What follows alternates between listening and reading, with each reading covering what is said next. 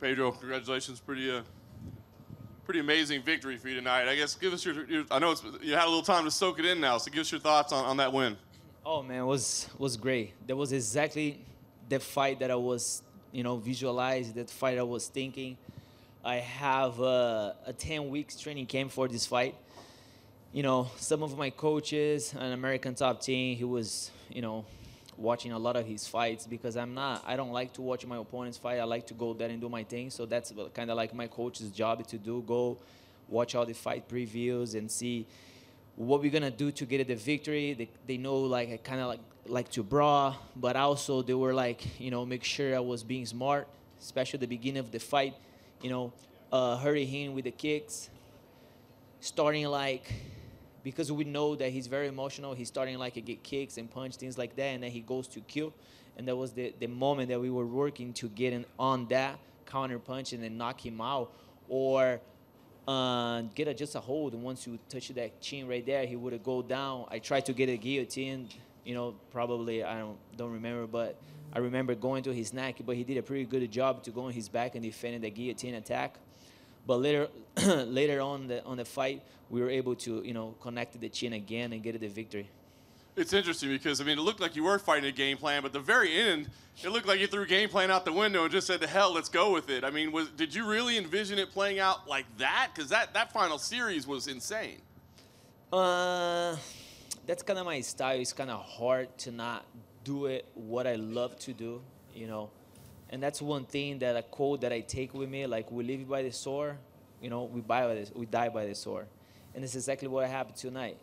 I knew in that exactly moment that I could, it could go any way, could go either way, but I'm very grateful that, we got the victory tonight.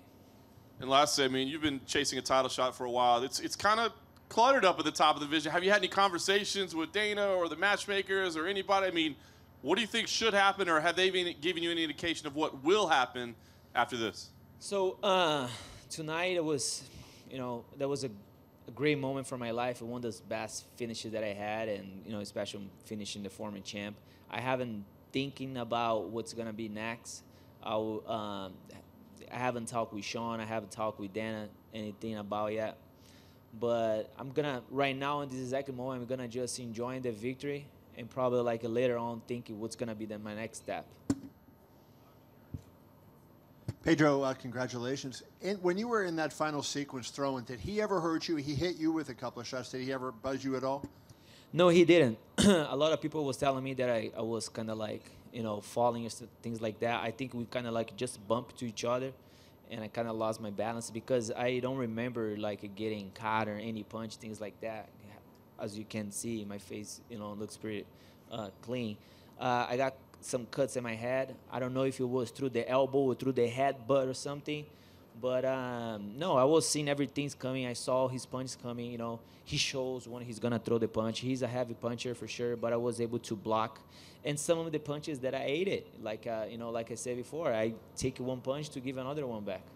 When you see him throw those wide shots, do your eyes kind of go, okay, now because you have an opening when he's throwing those from outside?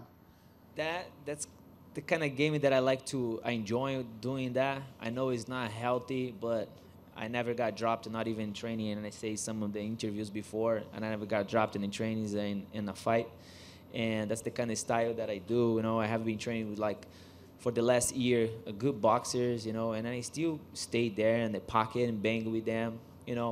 I'm young, I'm healthy, and I never got dropped in a fight, in a training. So I'm gonna keep on doing that, until one day it doesn't work anymore. Pedro over here in front. Did anything you guys saw in the game plan make you think you could rope him into a brawl like that and get him, swing wildly? Yeah, for sure. We saw a lot of, especially my coaches saw a lot of his fights, and they see that he gets very emotional when he get punched or he's, see that the fight is not going his way. And, we were able to capitalize that and work on that hole that we saw in his game. It's not even a hole. It was kind of I prefer a fighter that comes to a fight that the one's going to just outbox and run. So I kind of enjoy that kind of fight. So we're able to give the crown a good fight. And other than that, that's the kind of fight that I like to do. If I'm gonna lose, I want to lose like fighting like that. I don't want to just chase someone all over the octagon. When that started, did you recognize it in the fight and said, okay, this is actually where I want the fight to go. This is where I want it to lead. Yeah, it was kind of scary because I know I could get knocked out as well. But it's a part of the game, and that's what I like to do. I see there was, one of my coaches, they were telling me to not do that, but I have to follow my intuition as well, and that's what I like to do. And, and I'm very grateful for that victory tonight.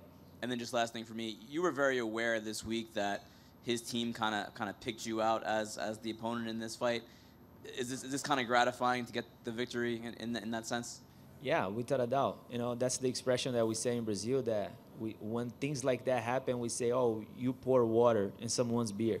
And basically what we did, the whole crowd was, rooting for him. I get it. I had some of my crews right here, but 85, let's say 95% of the crowd was going, cheering for him. I understand.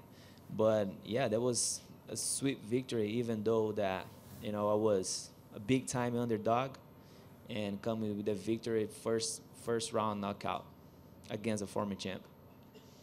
Hey, Pedro, just one quick follow-up. I think when the first time he went down, it looked like maybe he was trying to complain of a headbutt. Do you remember that sequence? Did you guys clash heads at all? Because I didn't see it. But did you guys clash heads before he went down? I haven't watched the fight yet, but I think we did. That's why I got some cuts in my head. I think we both like to duck under and throw heavy punches.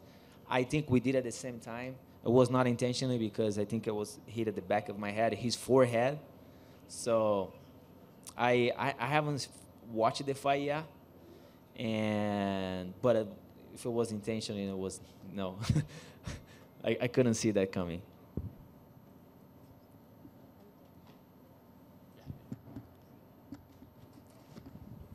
Thank you, guys.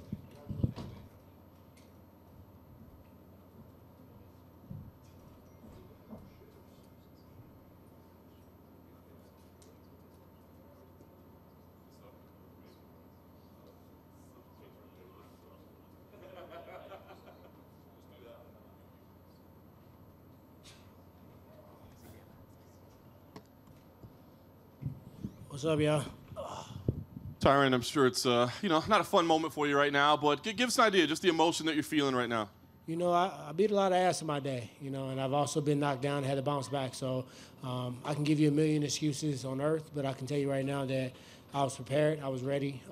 Even in the warm-up, I felt extremely sharp. And sometimes you just have those fights when you go out there and it's like a badass dream. You want to punch hard, but you don't punch. You want to move forward, but you're stepping back. So I had too many moments in there, and Kamaru, he came out there and he won. So I still believe I'm the greatest welterweight of all time. So now my path is getting back and getting a belt. Sometimes everyone thinks that, proving that means you go on a streak and you don't lose and you're undefeated. But sometimes the greatest champions have to face adversity and bounce back and win. So I'm looking to try to run that fight back. I know you said you don't want to make any excuses, but talk about just how you did. I mean, did something surprise? Was his strength, his pace, was it surprising to you? I mean, what happened? No, he didn't have a crazy pace. I mean, he was just kind of fainting and squatting, and he just made you very well aware that he wanted to clinch and he wanted to get close. And, sometimes fighters, they want to prove they can stand with you. They want to prove they can bang. And I said that a long time ago. I said one thing, if I had to give him an attribute, his composure for a fighter who hadn't fought a long time. And he kept that composure. He stayed to the game plan. He took his time. He was patient. And, it just wasn't a good night for me. So, like I said before, we know what I'm capable of. I just look to rematch that and run that back, man. That was my 5th title defense. I feel like as a champion and what I've done in this organization that the performance may not have vouched for a rematch, but I think my resume does. Well, that's what I was going to say, man. I'm sure you saw Colby Covington out there with the belt on his shoulder, trying to say that he's next. I tried my best not to look at his ass. I saw him on my peripheral, and I was like, bloop. So, yeah, Colby's doing what he think he has to do to, try to put himself in the limelight. But, tonight we saw Kamaru Usman come out there focused, came out there with a game plan. And, what do I say? Do I make excuses? I've been here before. You guys seen me. I got knocked out by Nate Marquardt. And what did I do? I came back running. I came back gunning, and, this is my path. Like, I don't like the path. I was in the locker room confused as hell on how could this happen. I was so ready, so prepared. But, my path has never been easy. So it's just showing me that God wants me to come back, bounce back, show you guys the champion that I am, and, dust this off and get that belt back. And last thing for me, Tyron, immediately after the fight, it looked like you walked over to Usman and just to congratulate him. I'm just curious kind of what message you had for him there. You got to get props, man. You fighting against somebody that all these promos are saying I'm one of the greatest welterweights of all time. I knocked a lot of guys out. I beat a lot of wrestlers. I beat every specialist. And I've been in this game for a long time. And, him coming from the Ultimate Fighter show, it was a person that I'll have a lot of conversations about who to fight and how to do it and all these different things. So I joked around about that, but technically to a certain standpoint, he wasn't somebody that, he wasn't underneath my wing, but we would conversate. Even up until this fight, we talked in text message, and I said, I'm probably going to whoop Kobe ass first, but after that, me and you were going to fight when I thought I was going to fight Kobe. So I got to give him his respect because, like I said before, I've been on the other side of the stick a lot. I beat a lot of people up, knocked a lot of people out, won some close fights that people may have thought they won. So I just had to make sure he knew that he got my respect and he got his proper respect for winning tonight. Tyron, it looks like Colby's going to get the next shot. If that, in fact, is the case, who do you want to fight, or would you wait till? Yeah, this is a crazy game. I can sit here and say, I get the shot, whatever, but, you never know. People get injured, things happen. Kobe might pull a couple more stunts and kick himself out the title fight. So I'm going to just be prepared. I think, like I said before, as a champion, took out Robbie Lawler, who's, fighter of the year twice, defending his belt 4 times, I feel like a rematch. Kobe's been kind of sitting around and trying to call shots. So, but if that's what the organization wants to do, this is their organization. I'm blessed to be able to fight here, make a living, and prove that I'm the best in the world. So, to be honest, I really don't have a person in the back of my mind. And I wonder, did this performance kind of remind you of when you fought McDonald? Where? Yes, I said that in the locker room. Yeah. It was a Roy McDonald fight. I was equally prepared for that fight. And it was like everything that I was telling myself to do, my body wouldn't do. I told my coach Dean, I was like, I want to apologize to you guys because y'all worked so hard and I was so ready. I said, but coach, I'm gonna just be real with you. Like tonight, it was just weird. I was just flat, and I don't even really know why. But when you're on this stage, you can't have a bad night. You can have a bad sparring day. It's times like I've been open about this. I don't win every sparring day, and if I do, I'm training with the wrong people. It was times I lost a sparring day, and I said, Coach, we got to run that back tomorrow, and we do it again. But you can't have a bad night in the octagon, and tonight I had one. Tyron, we had a press conference across the street a few weeks ago, and you were asked if you felt that you were maybe spreading yourself too thin with all your commitments in show business, because you have been very, very busy, and I know that stuff takes a lot of energy and focus to do it. You've been very active in show business, so in retrospect now, do you think maybe that you have spread yourself a bit too thin? A lot of these things, like the music, I got an album dropping. Actually, it's already dropped. I can go grab that. Chaos Theory by the Archangels. That's been a year. So I didn't just record that whole album during training camp. The album was done, and when I was in Hawaii, we put the final touches on it. Movies take a whole year to come out. TV shows take 6 to 8 weeks. So when I get in training camp, I get in training camp. Yeah, but it is something that I'll look back and be like, you know what? I got a lot of energy, focus on making sure everything's going, to where it's supposed to go, P's and Q's, all these different celebrations or whatever. And, as I was doing it, I was like, no, I'm training my ass off. And if I train 4 to 6 hours a day, the rest of the hours a day, I can do whatever the hell I want to. I don't have to sit down and watch Netflix. I can go to the recording studio. I can read a book, or I can work on different businesses. So to answer your question, I don't believe it did, but I'll sit back with the team and we'll reevaluate some of that stuff. There was a moment during the fight when y'all were in a clinch exchange, and Usman hit you with several right hands to the body. They weren't, real hard. He wasn't winding them up, but there was a lot of them. Did that affect you? No, the right hands didn't affect me, but he did elbow me one time. I was like, fuck that. Because I done been elbowed up a couple times against Nate, so that got my attention quickly. But he was just smart tactically. When you in the clinch, the referee told us he's going to give us a couple warnings before he breaks us. So he was throwing those punches to maintain position. It makes sense to lean on me if you really think about it from his standpoint. Does it make sense to just stand out in the open and just trade? Probably not. Maybe he can hold his own, but in the larger scheme of a game plan, it makes sense to push me against the cage, try to get me to the ground, try to control position, and stay close to me as possible, and get me thinking about your wrestling attack. So I don't think he was even throwing them to try to hurt. You know, body punches and knees. You know, if you can't take a punch to the body, you need to get out of UFC. And lastly, did you sustain any injuries in there? Anything serious or? No, just a big ass lip and my eye a little sore. But outside of that, I'm healthy. And that's, you know, I mean, it sucks to take that away. But if you think about 3 of my last 4 fights, I had injuries that require surgery. So though this sucks and I feel like crap, watching somebody walk around with a belt that I feel like is mine, I didn't sustain any injury that I think is going to cause surgery. So now I can, you know, get back on the grind and get ready to fight again. Thank you. Tyron, you said you didn't feel quite right in the fight, that things just weren't going the way that you thought they were going to go. When did you recognize that, and were you talking in the corner about making any particular adjustments? Yeah, you know, and I don't want to say that like I didn't feel right to make it seem like Usman didn't come out there and deliver. He came out and delivered. That's flat out, you know, and I just personally know, and you guys personally know what I'm capable of, and it was an uncharacteristic fight of me, you know, so I kind of knew early on, and, you know, sometimes when I start a fight, if I come out blazing, I come out with combinations, I kind of get in that rhythm, I stay in that rhythm. This time it was just something real weird. It was like, you know, he was dropping down and squatting all low, and it's almost like I was hypnotized, like, I know you're about to shoot, I'm trying to time when you do it so I can try to hit you with this uppercut, and then, you know, then I think I just got to the point where I was just kind of waiting on him to shoot.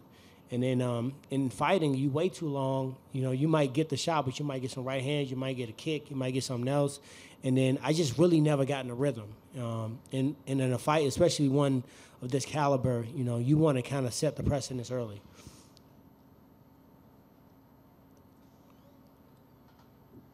Hey, Tyron. What's up, my man? You had mentioned 185 a few times in the lead up to this fight. Is that at all a possibility, or are you focused on staying in 185? Man, I got to get that belt back first, you know. I mean, I can't leave my division like that.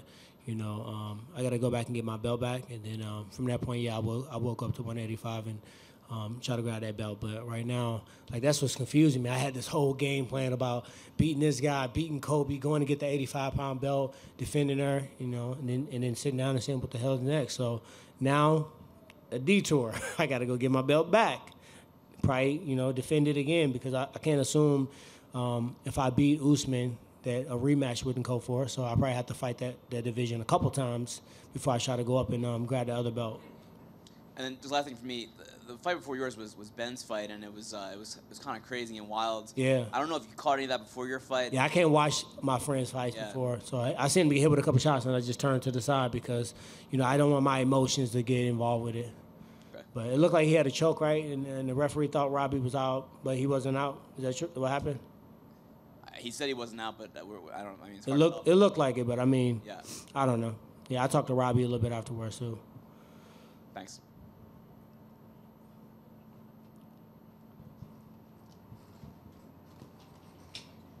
Hey, good. All right, appreciate you.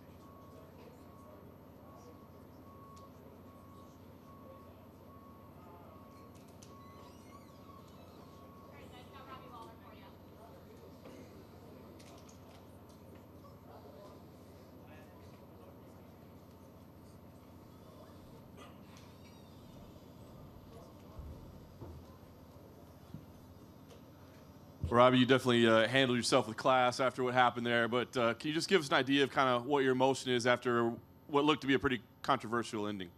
I mean, shit happens in there. Sometimes there's mistakes being made. Herb checked on me, and when he checked on me, I gave him the thumbs up, and he came in there. I couldn't hear him talking because of how the choke was on. My head was on his body on this side, and his arm was over here, so I couldn't hear him talking. And I'm not going to just dangle a hand there, so I just put it down, and then when he checked, I gave him the thumbs up and looked right at him. I was like, hey, man, fuck, I'm good. I mean, it happens. I mean, he's a hell of a ref. He just made a mistake. Any talk to the commission or to him or, ask, I think replay could have been a possibility here about why maybe more steps weren't taken? Yeah, I don't make excuses. I just kind of like roll with the punches and try to be positive about the situation. I mean, I'd like to run it back. I mean, it is what it is, but I just don't like making excuses, even if if stuff like that happens, whatever. Before that madness, you almost ended the fight yourself. Give us an idea. Did you think it could have or maybe should have been stopped when you were wailing on him? It was. I got to go back and watch it, but I guess I slammed him pretty hard and hit him with some big shots that I felt like he was hurt pretty bad. He battled back. It was good, but whatever. Last thing for me, I think we'd all be down for a rematch, but will you appeal?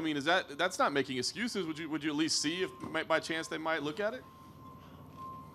Is that not a Robbie Lawler thing? It's not really my thing, but I have handlers who will kind of do that kind of shit for me. So I just, stuff happens in life. People make mistakes, and I'm not one to whine about shit.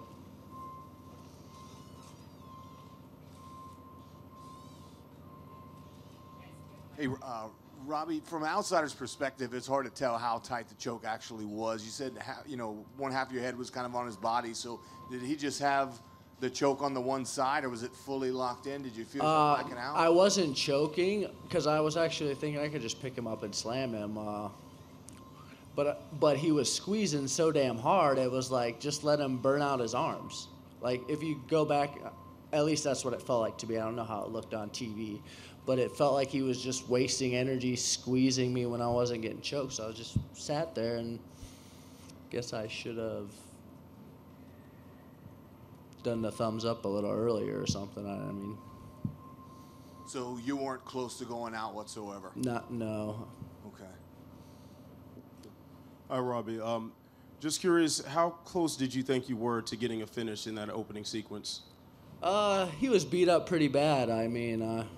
I don't really pay much attention. I was just going to keep beating on the guy, and he figured a way. Herb didn't stop it, but I hit him with some good shots and beat him up pretty good. The slam was pretty rough. At least it felt like it was rough, like the way I kind of flung him or whatever. But I was landing big shots and landed an elbow, cut him up pretty bad. And it is what it is. And considering that you did come out the fight relatively unscathed, are you looking to jump back in pretty quickly? I'm ready to get back to my family and spend some time, maybe go on a vacation. But I'm going to get back to work on Monday and just start building.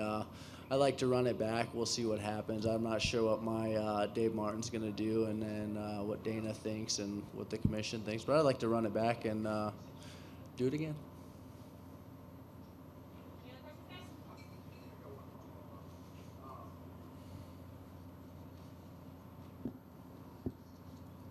One of the biggest questions that people had going into this was, would you be able to defend Askren's wrestling? And it looked like you did it with relative ease. Did you even surprise yourself?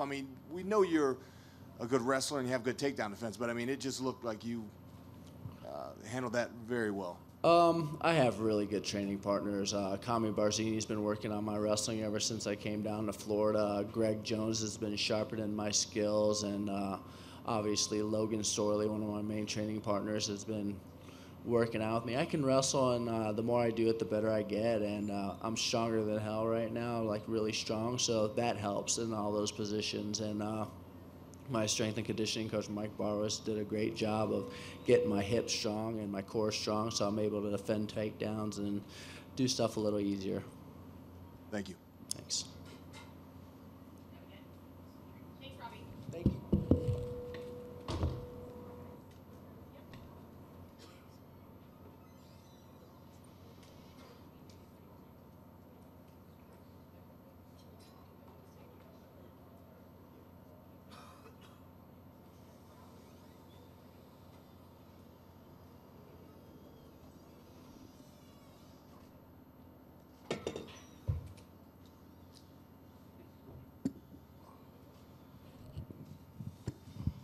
How's it going? Anthony, a long journey to get here. I know you didn't get the result you wanted, but still, I mean, main event, big time title shot against, perhaps the greatest of all time. You go the 5 full rounds. What's the emotion like for you right now? Just really disappointed. I don't know, man. I don't know what happened. I did exactly what I told everyone I wasn't going to do. I let Jon Jones sit back and be Jon Jones. I don't know, I guess sometimes you just go in there, it's not your night, I guess, but that's just not good enough for me. I don't know, I just couldn't pull the trigger. When I did, I didn't combo up like I was supposed to, and I don't know, man, I didn't do anything I was supposed to do, except for defend the takedowns, and I think I did a much better job of checking kicks than I have in the past, but my cardio held up, so all you fucking idiots can stop talking about it. I mean, that's really the only positive I can take from this, man. It's a whole fuck ton of negatives, that's for sure.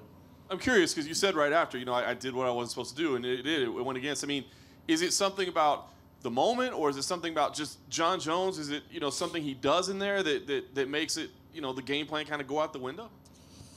No, I don't even think it went out the window. I just didn't do it. I don't know what happened. Honestly, man, I don't know. I've been trying to. We've been sitting back there talking. I don't know, man. For whatever reason, I just didn't pull the trigger. It's never happened to me in my entire career. Like, you guys have never seen me sit there and sit idle. It's just not my thing, I don't know what happened, but it sucks. The last thing for me, I mean, it seems like you're really frustrated over anything else, but, I mean, are there positives to take from this? I mean, there's people who said you didn't deserve to be in there, and you went 5 rounds. I mean, Jon Jones has run through people in the past, and you made it to the end, and he praised you for your durability after. So do you take any positives to say, I belong here, and I'm going to continue to belong here? Well, I mean, I absolutely belong here, and I think that the fight alone proves that. And I don't know what other 205er is going to fuck with me. I just don't see that happening. I mean, I was in there, you know what I mean? And I don't feel like I got ran through. I just kind of got shut down. I mean, I don't feel like Jon Jones just went in there and beat the shit out of me. I just couldn't get going, and I mean, that's Jon Jones, though, I guess. He I said I needed to force Jon Jones to fight me, and I didn't do that. He didn't fight me. He nullified me, and it's gonna haunt me for a long time. And I'm gonna have to get back to the drawing board and sit down with Mark and Scott and figure out what the fuck happened. Anthony, congratulations on a great effort. Did you feel like the kicks to the body, those spinning back kicks he had, took anything out of you and slowed you just a little bit, that maybe that was a reason that you couldn't get your offense going?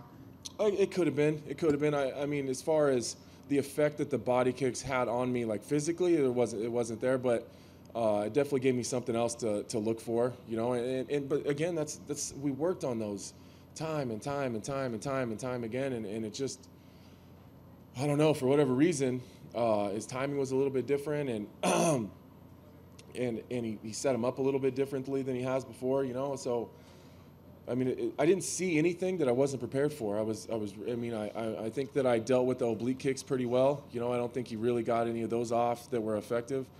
I blocked almost all the. What did he throw? Like 10 head kicks. I think one of them got through just a little bit. I mean, he didn't do one thing that I wasn't ready for, and that's what the frustrating part is. I didn't see anything that I haven't been seeing for 9 weeks. Can you explain what happened? Both, he seemed to have that illegal kick to the head first, and then the illegal knee. First, the kick, did that get through to your face? And then the knee, can you kind of talk us through sort of what your thought process was after that landed? Yeah, the kick was hard. The kick was really hard. And I kind of got lost for a second, trying to figure out. It was one of those times, like, was I on my feet? I couldn't figure out if it was illegal, and I realized, like, no, I was sitting on my ass. And Herb said that it was to the body, and so we kept on going, and then the knee happened, and again, it's confusing when shit like that happens because you're not expecting it because you're down. Which is exactly why I wasn't coming straight to my feet, because Jon times that stuff so well. You kind of got to time it perfectly. So, I don't know, man. It was the two hardest shots I took all night. Did Herb say anything to you afterwards about that? I mean, did he talk to you at all about the kick to the face? No. I imagine him and Mark Montoya and Bob Bennett and those guys are going to have that conversation at some point in time tonight. And I wonder if you can just kind of, is Jones as good as you thought he was, or do you feel like maybe he wasn't as good in that you showed that he was overrated? No, that's a beatable man. That I didn't walk out of there thinking, wow, he's a lot better than I thought. Or, like when Rampage lost to Jon and he stood there and said, like, this kid's for real, this guy's good, like almost laying out to Jon. I don't feel like that. I'm not going to take anything away from him because, he did a phenomenal job of doing what he had to do tonight. But that's I don't have the feeling that's a guy that I can't beat. I just didn't do. I didn't do anything I was supposed to do, and I still went, and I still was in there. It wasn't like he ran right over me and made me look like I was. I don't feel like I got embarrassed. And I'll be back. Jon Jones and I will see each other again. That's for sure. Because there's no one else in the entire fucking division that's going to do anything about that. I don't care who it is. There's no one else that's going to stop me from getting back to Jon Jones. Anthony, back here, all the way in the back. Gotcha. Just point blank, is Jon Jones a dirty fighter?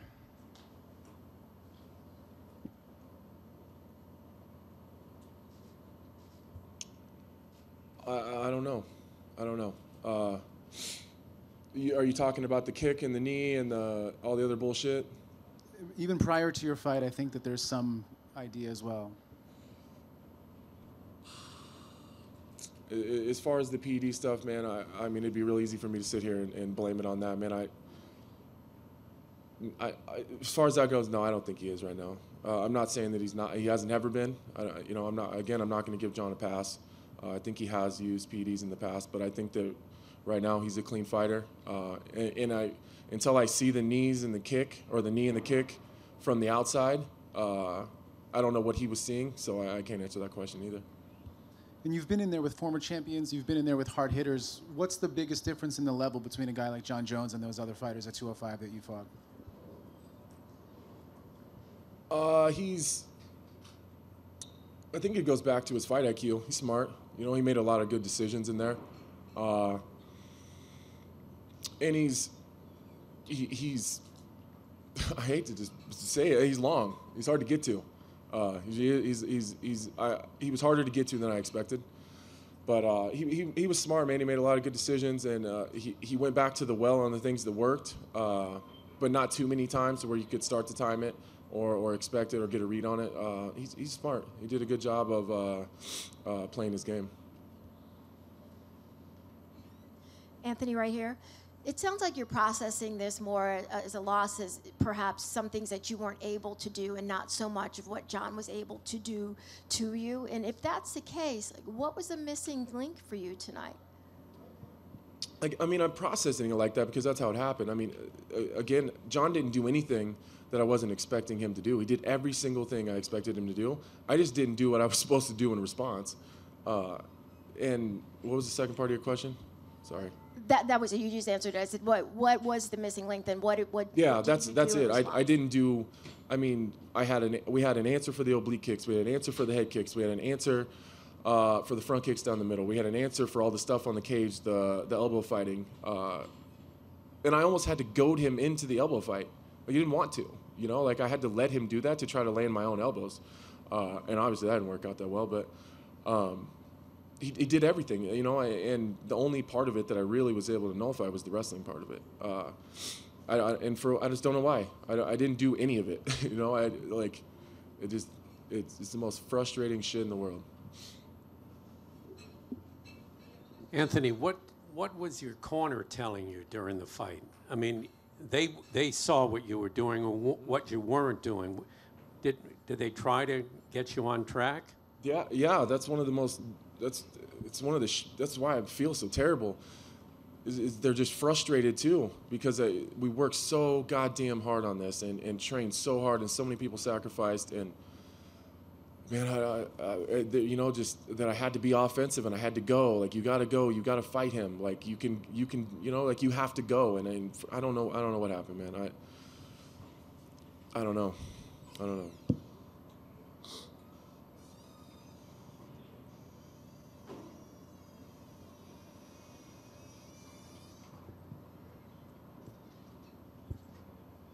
So in the beginning of the last round, when it was clear that the fight had gotten away from you on the scorecards, it looked like you started off a lot more fast-paced. Did you, just for that moment, did you feel a little freer to just kind of see what happens if you throw something out there?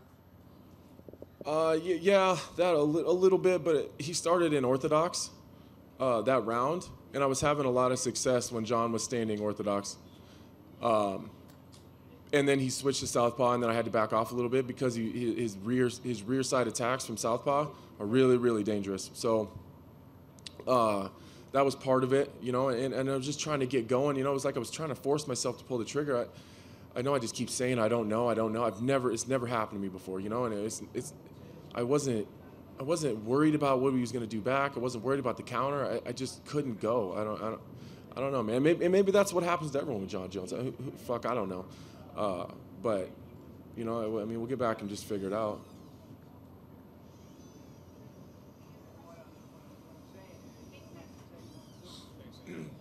Thanks, guys.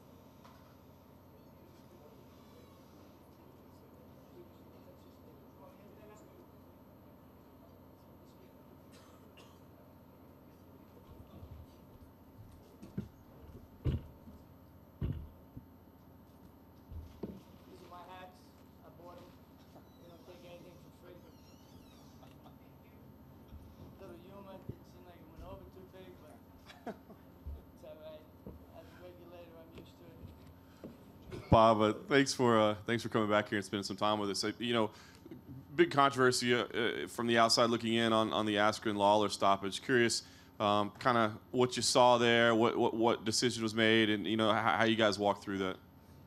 Yes, first of all, I'd like to thank you for your patience, for waiting for me to show up. After, is this on? I don't have my hearing aids in. Okay.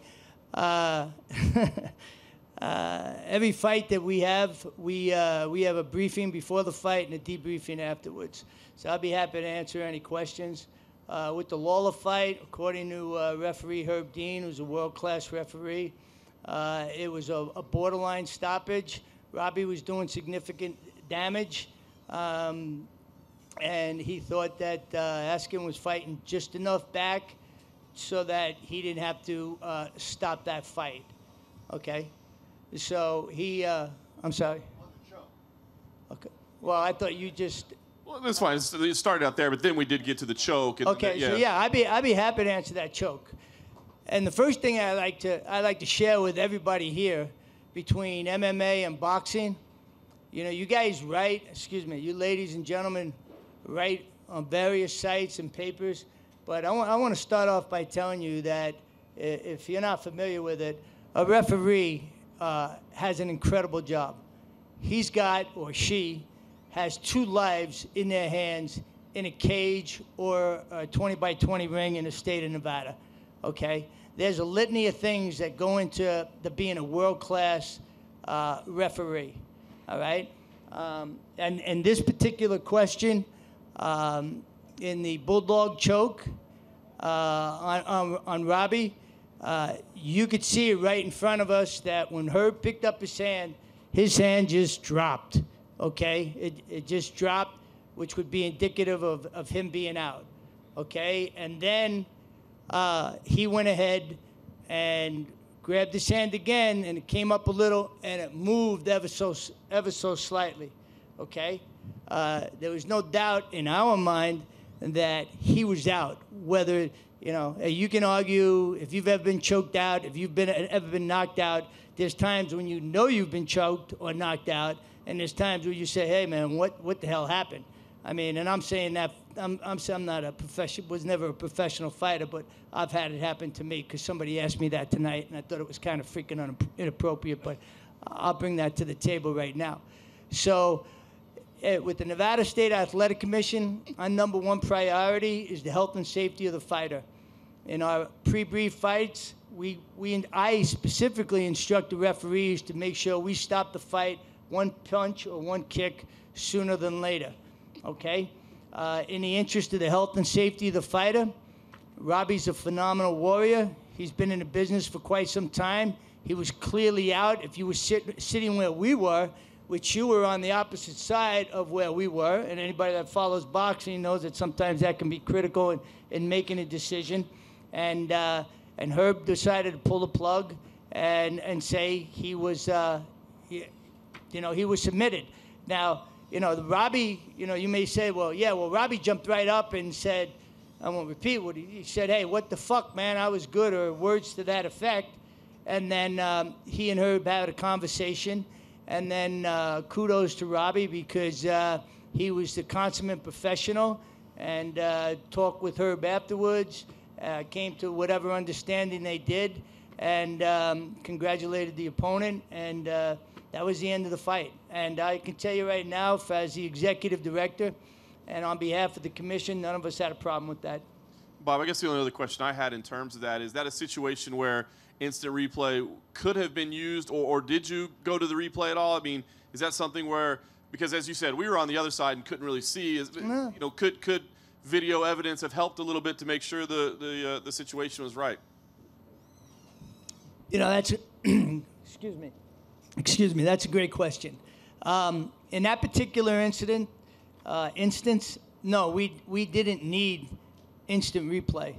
Herb didn't ask for it, nor did I think we needed it because it was like right in front of me.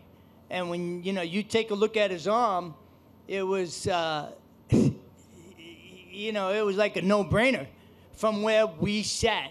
Now, I'm not a ringside physician. I don't have any medical background. Could he have come back shortly after and oxygen got back to the brain? He was out, and then all of a sudden it came back? Sure. But when you see that arm just drop, hey, man, it's just not worth it. It's not worth it for us, for the fighter. And instead of saying we're customer service oriented, we're fighter service oriented. And, our actions speak for our words. We obviously wish Robbie continued success. And, it was an unfortunate situation because he was tuning up Ben pretty well. Well, in my opinion, pretty well. Right. He got lucky. Well, we'll see. You ask for bigger and better opponents. I'm sure they'll get it. And we wish you continued success, too. And I take nothing away from you now that you're sitting over there. I better be careful. No. Bottom line is what I said is really what I said. And, now that he's here, I'll give him kudos because he really did weather the storm. And I'll tell you right now, all of you, this is exactly what we speak about in our debriefings. We're very fortunate here in Las Vegas because all the officials stay here. We fly them in. They don't have to drive 2 hours after the event. And we stay here and we go over what we did right and what we could have done better. And that's been a standard practice here for almost 5 years that I've been the executive director. I'm welcome to take any other questions or concerns.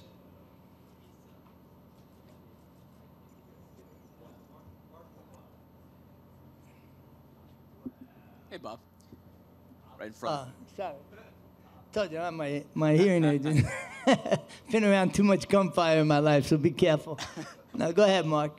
I just want to get a clarification on the replay rule in Nevada. Now, correct me if I'm wrong. Replay can be used during the course of the fight, and the fight can still continue. I know in a lot of other jurisdictions that if you're going to go to replay, the fight has to end after that. That's it. Correct? That is correct. Our regs have recently been approved so that we can use instant replay in more than the one opportunity that we have to use it right now. We will be putting a list together, that would be in favor of the fighters of when we want to utilize instant replay, so that if fighter A really damages fighter B, we don't give fighter B too much of a time to recuperate when we take a look at the replay. But we will fine tune that, and I'm authorized to do that, as is the chairman or any other commissioners, and that's something that we will be doing with boxing as well. It's a wonderful tool. Every other sport uses it. We're going to be using it more often. Just as a quick aside, a couple of years ago at the Hard Rock at the DeGale fight, unfortunately one of the referees thought it was a punch that caught DeGale in the eye, and it turned out to be a headbutt.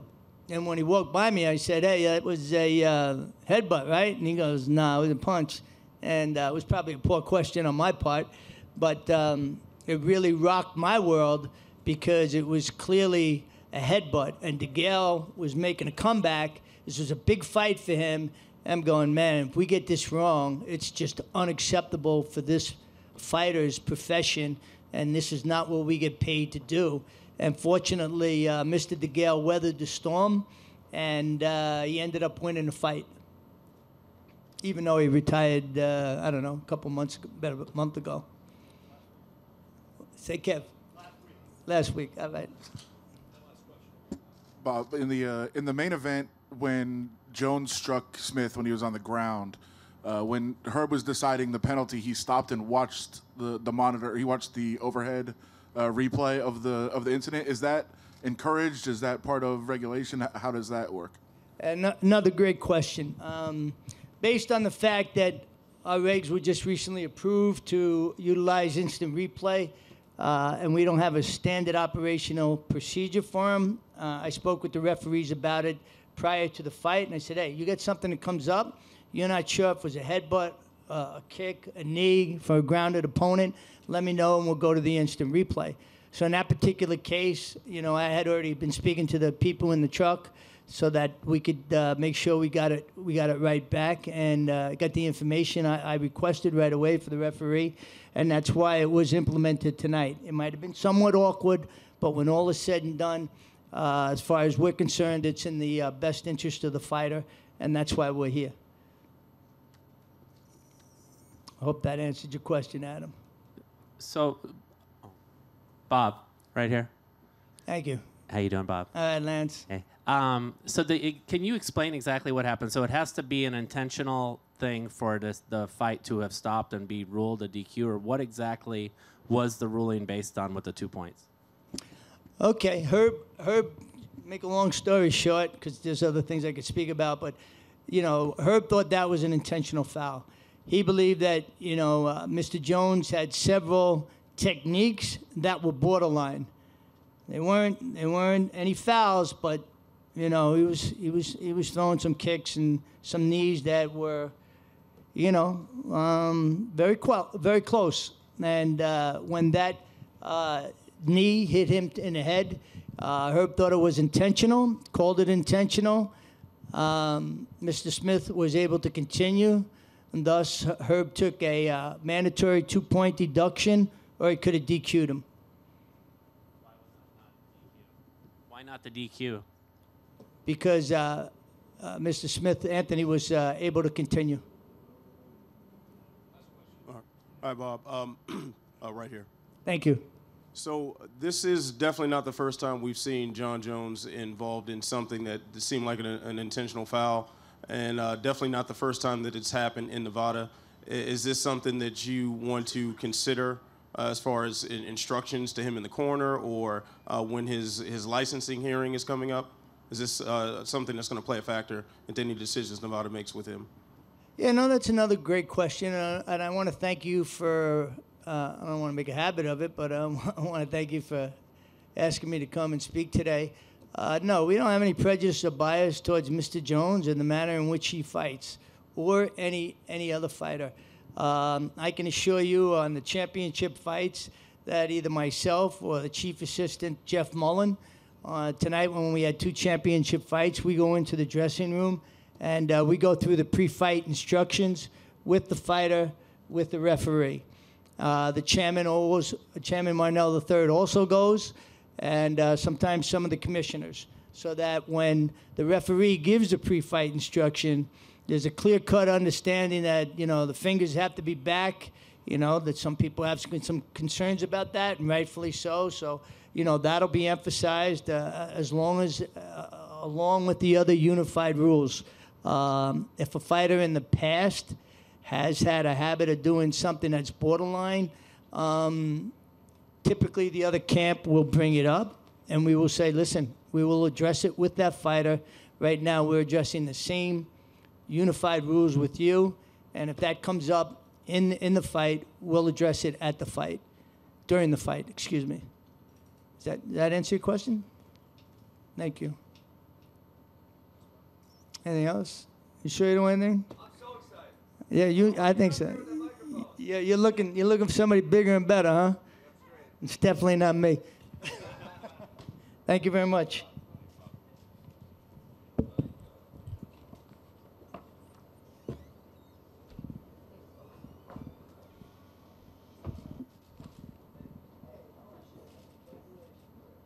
Who's first?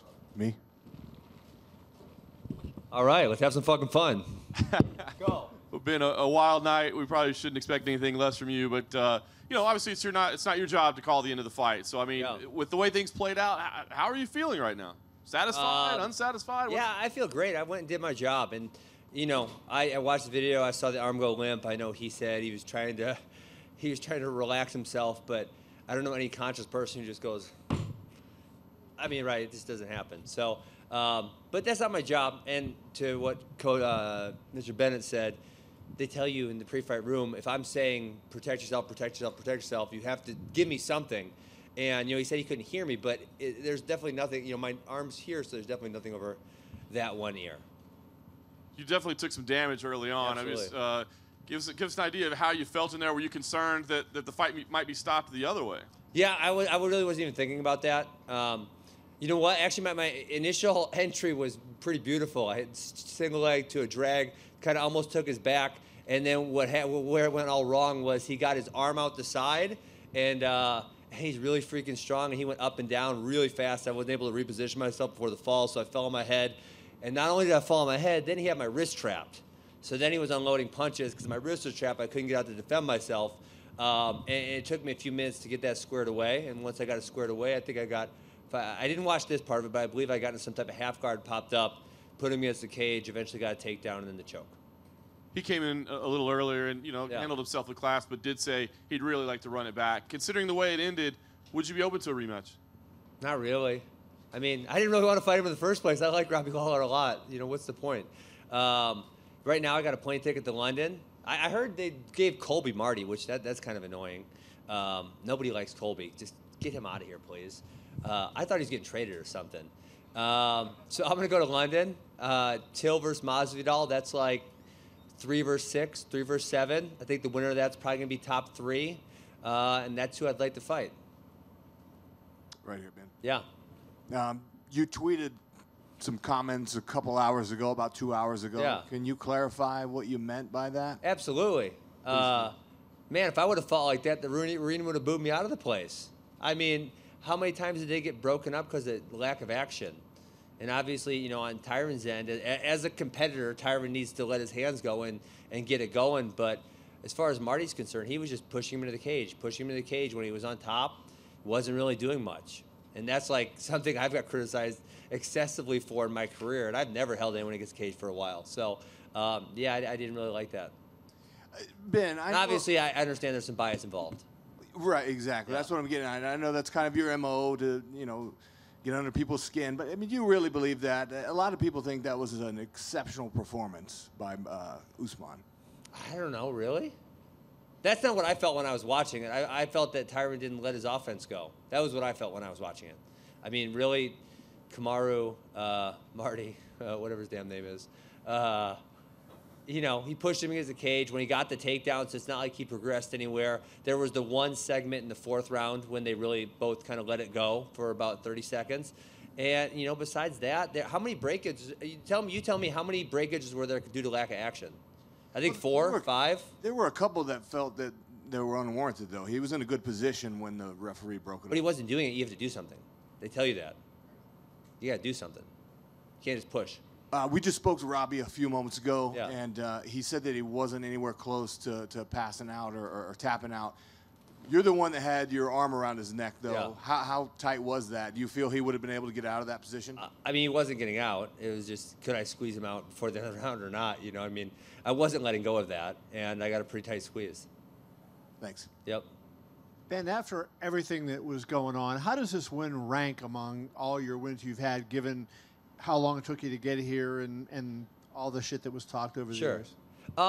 It feels good.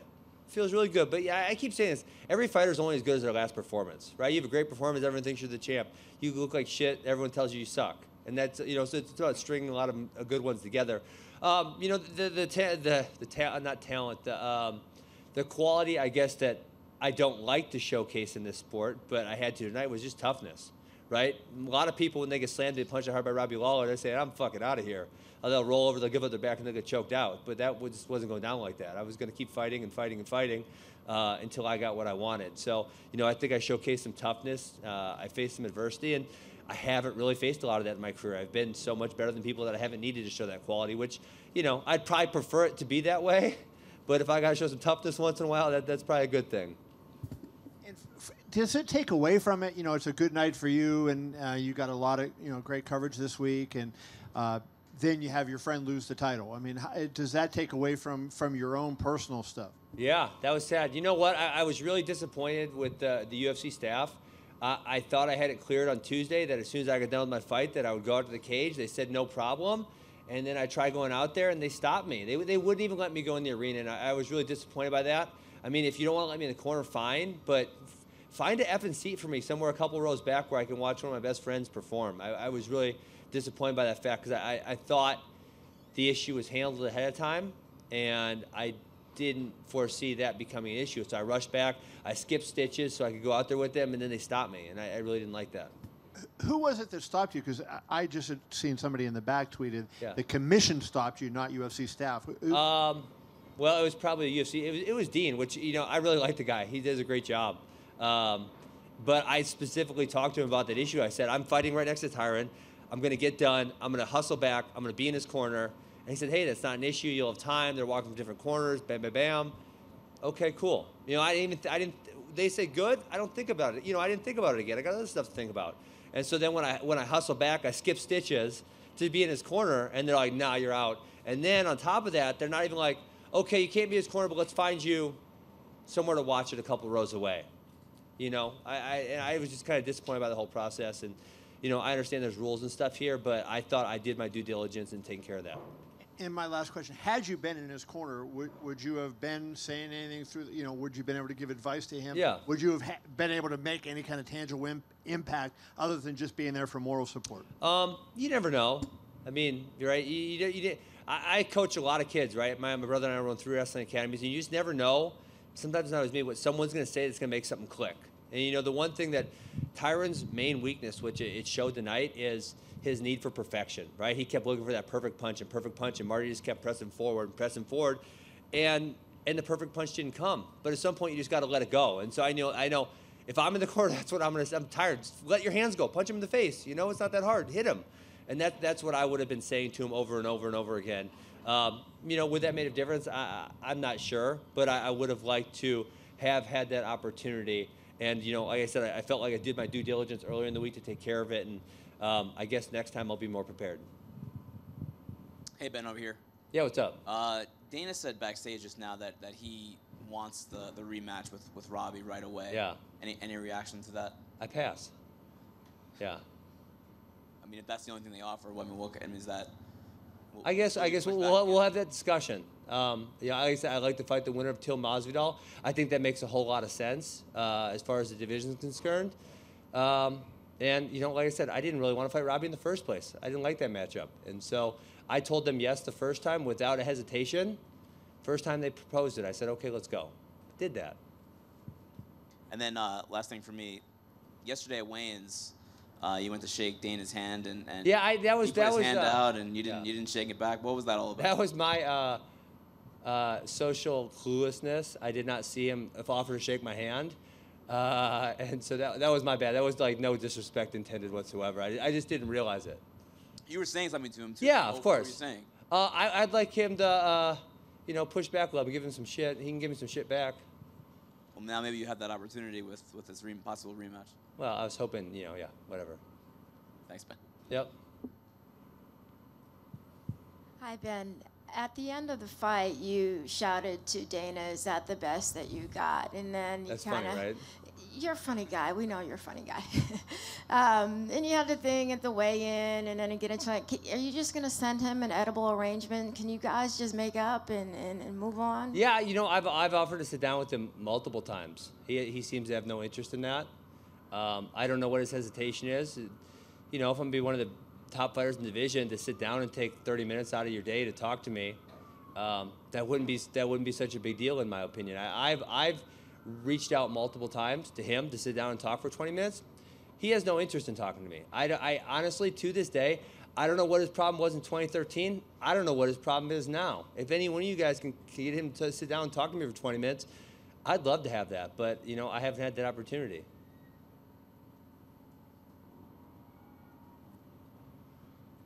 Anybody else? All right. Thanks, guys.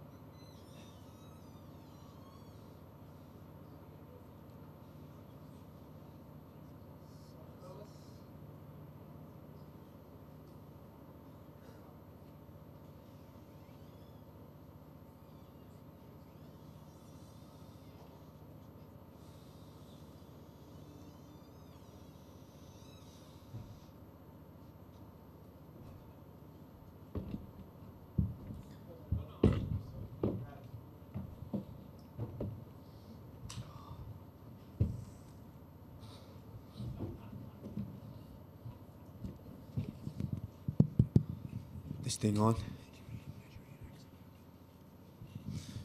Oh, man. First thing I want to say, Salam alaikum, alhamdulillah. I want to thank everybody for coming out. I want to thank everybody for the show all week. Everything that you guys put together, especially you media, you know, whether good or bad, at least you're writing about something. You're writing about me, and you're giving me that platform to be able to inspire and motivate. And, you know, Nainja, we don't do on telese, we go do on. Telese, we know the Eva Karelas, and we don't do on today. Make everybody stand up. Nainja, we don't day. First question. Kamaru, couldn't help but notice you came in a wheelchair here and limped to the chair. So give us an idea of what's going on, what your status is. Man, I've said it. You know, when I came in, I said this is what I was going to do. I said I was coming for that welterweight strap, and there was nothing that was going to stop me from attaining that and achieving that. For a long, long time, I've been on one leg. I've been fighting fights on one leg. When I fought in the Ultimate Fighter finale, I had microfracture surgery, and that's usually an 8-month recovery turnaround. I had to fight 3 months after that, and I fought 3 months after that. And I had to train through that, with that. I've been on one leg the whole time. And coming into this fight, I was in a boot all week. I fractured my left foot, and I was in a boot. I was walking around in a boot. But nothing was going to deter me from achieving what I've been, you know, what I've set out to achieve. And so, you know, I'm hoping that I can go back and have the doctor really look at it. You know, now I get a little bit of time. Now, I don't want that much time because, you know, there's a couple of guys I need to beat up, but I need a little bit of time to let these injuries heal so I can not just be 30%, so I can be 100% inside that cage. You mentioned you've been on this journey for a long time now. You know, not only did you complete it, but you made history as the first African-born champion. So just give me an idea what the emotion is like. I'm sure it's still setting in a little bit, but what does it feel like right now? Yeah, it's you know, I always envisioned that and knew, hearing them saying and Dana wrapping that belt around me, and just knowing all the things that I was fighting for, not just for me and my family, and not just for the continent of Africa, but for everyone all across the world that come from humble beginnings, that don't know when their next meal is going to come from, don't know if they're going to get clean water the next day. I was doing this for everyone. I was doing this to motivate, to inspire them that, you know, just because they're in the current situation, that's not always going to determine where their life is going to be later on. So, you know, this was for everybody. You dominated from pretty much start to finish, but I wonder, is there a moment in the fight where you said, I know, I've got this. This is done? I think about, I heard 30, actually no, maybe about, I heard 30 seconds, and then I was thinking, okay, I need the clap. I need to hear that clap. In the 5th round, once I heard that 10-second clap, I said, okay, I think I just became a world champion. You know, nothing but respect for Tyron. I respect that man. I remember when he won the title, I was at his after party, and me and Rashad brought me in, and I got a chance to sit up there next to him, and we sat down. He was just chilling, and I sat next to him, and I whispered in his ear, and I asked him, and I said, hey, how do you feel now that you're champion? What's the difference? And he told me, he said, you know, nothing really. You know, I still feel the same. And at that moment, I said, you know what? I think I can do this. I can do it.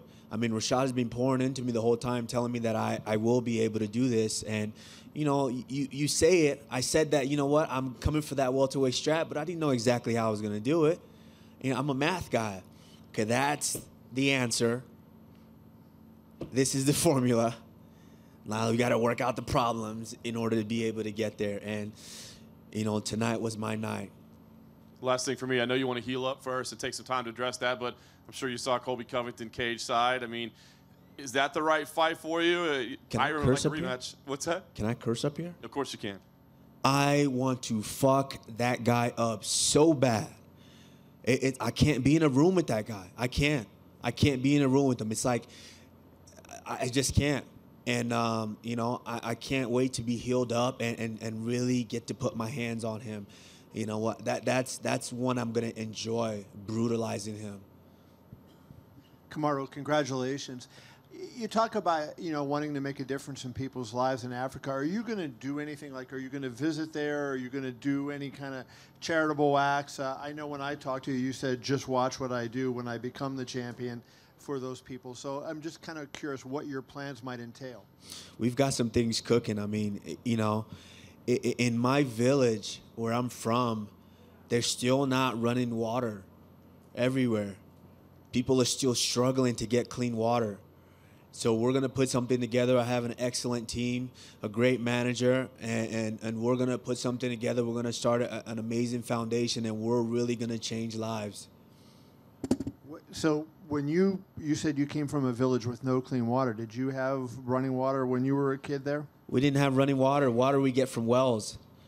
And there was a stint where I lived with my grandma. We had to walk miles to get water, bring it over to the house, and you had to boil the water because you never know what parasites were in the water. So you had to boil it just in order to be able to cook, to wash your clothes, to shower, and things like that.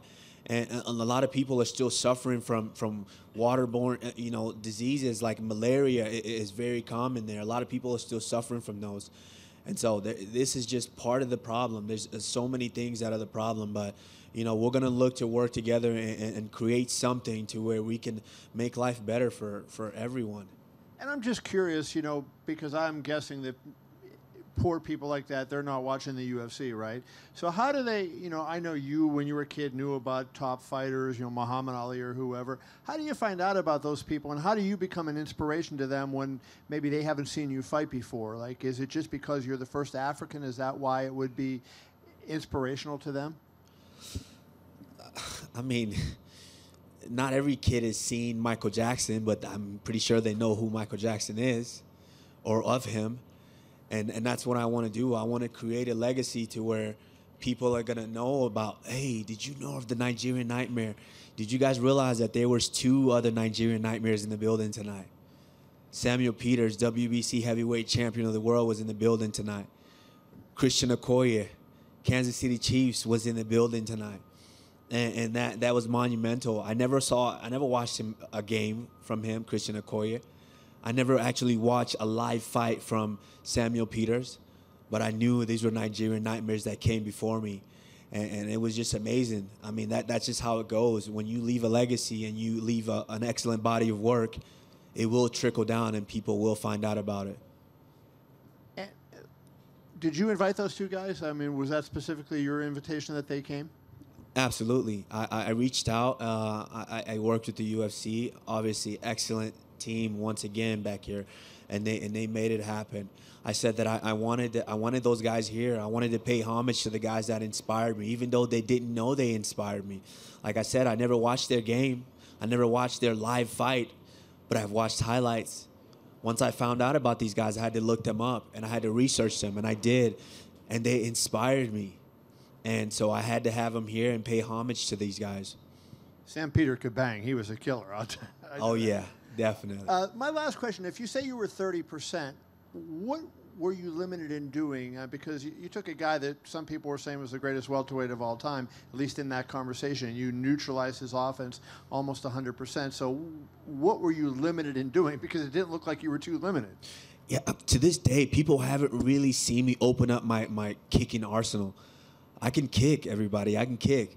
I work with one of the best striking coaches in the world, Henry Hooft, and we can kick. And people really haven't seen that. I've been on one leg for years now. So being able to open up and use my kick would make me so much more dangerous. It wouldn't even be fair once I start to use some of the weapons that we work on. But when I get in these fights and I have to go through the ringer to prepare for them, and I know that I'm not 100% going in, winning is the most important thing, and dominating is the most important thing, and that's what we've been doing. Congratulations, Kamaru, right here. Congratulations. Yesterday, Israel Adesanya was very adamant to make it clear he wanted you to become the first Nigerian-born UFC champion. Have you had a chance to speak with him yet and get his congratulations? Izzy is my boy. Not after the fight, no, not yet, but Izzy's my man. I mean, a rare talent. And I met Izzy before He even got into UFC when he was fighting over in China. Rashad Evans was over there, and he said, there's another Nigerian here. This is another Nigerian here. And Rashad watched him fight over in China, and Rashad said this guy was going to be a problem. And Rashad FaceTimed me with Izzy sitting next to him. And we spoke Pidgin in our native tongue, and we introduced ourselves. And I said, man, that guy was going to be a problem. And lo and behold, the next year, he comes to our gym to help Vitor train for Jon Jones. That's when I watched him train, and I said, this guy's going to be a killer. And here we are now. And back-to-back months, Nigeria can have 2 champions. Of course, he has a tough fight because Kelvin Gastelum is no slouch. But where have you ever seen that done? You know, coming from humble beginnings like we have, Nigeria, Africa could have 2 back-to-back champions in just months. And not to mention, Francis Ngannou is staring at that heavyweight title right now. So, you know what? I've said it, 2019, we might possibly have 3 West African champions. Kamaru, you've had Rashad with you all week. What's it been like for the roles to be switched between the 2 of you instead of you being in his corner and helping him train? Now he's been behind you. Well, I mean, you got to kind of really ask him because I don't know. You know, Rashad is in this transition to where he's transitioning out from being that badass dude that I came into the sport knowing. He's still that badass dude to me. Sometimes I feel like because he's so humble. He's so humble to where sometimes I feel like he doesn't even realize it. And I'm like, I look at him and I'm like, you could still fuck guys up. Yeah, you had a little bad stint here, but you could still kill these guys. But he's so humble to where it's, you know, it really floors me. But one thing that, you know, the way I was raised, for someone like that was so instrumental in my life, I owe him so much that I have to do everything to make him proud because he invested a lot in me. So, you know, I hope tonight I did a little bit in helping in making him proud.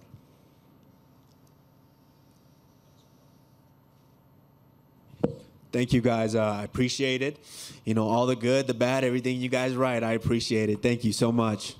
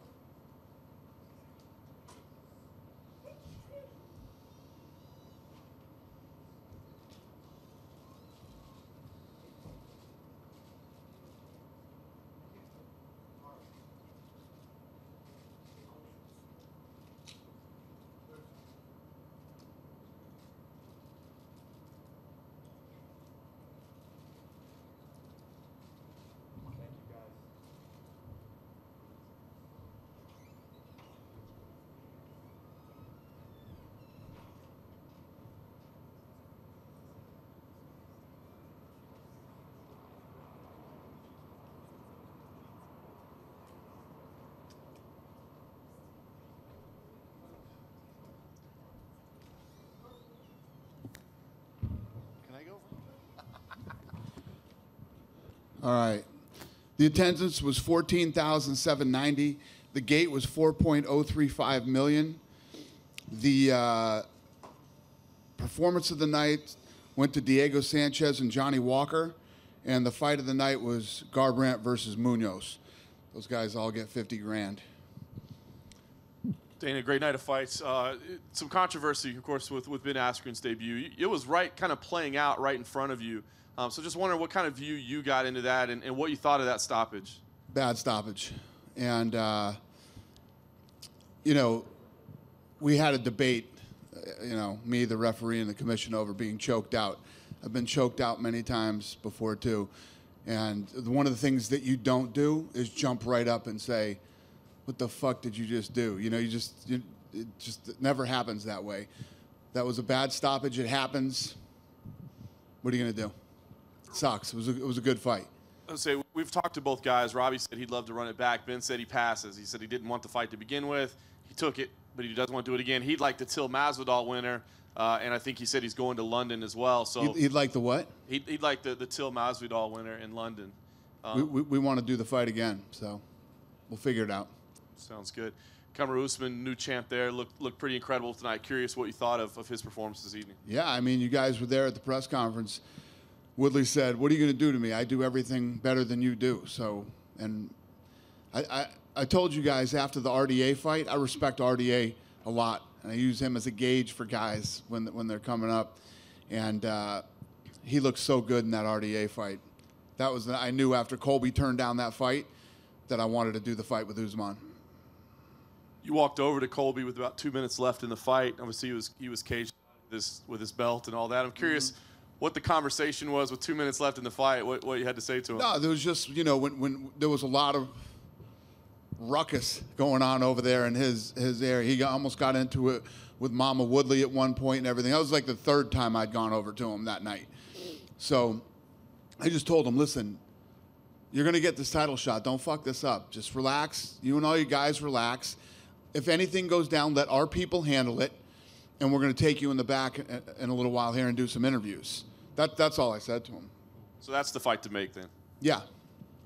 And lastly, let's ask about Jon Jones. I mean, it didn't get a finish, but he had a dominant performance. Almost got disqualified. So I'm just curious what you thought of his performance as a whole, and if you had flashbacks of Matt Hamill or something when he's got the Yeah, it's always difficult when somebody does that.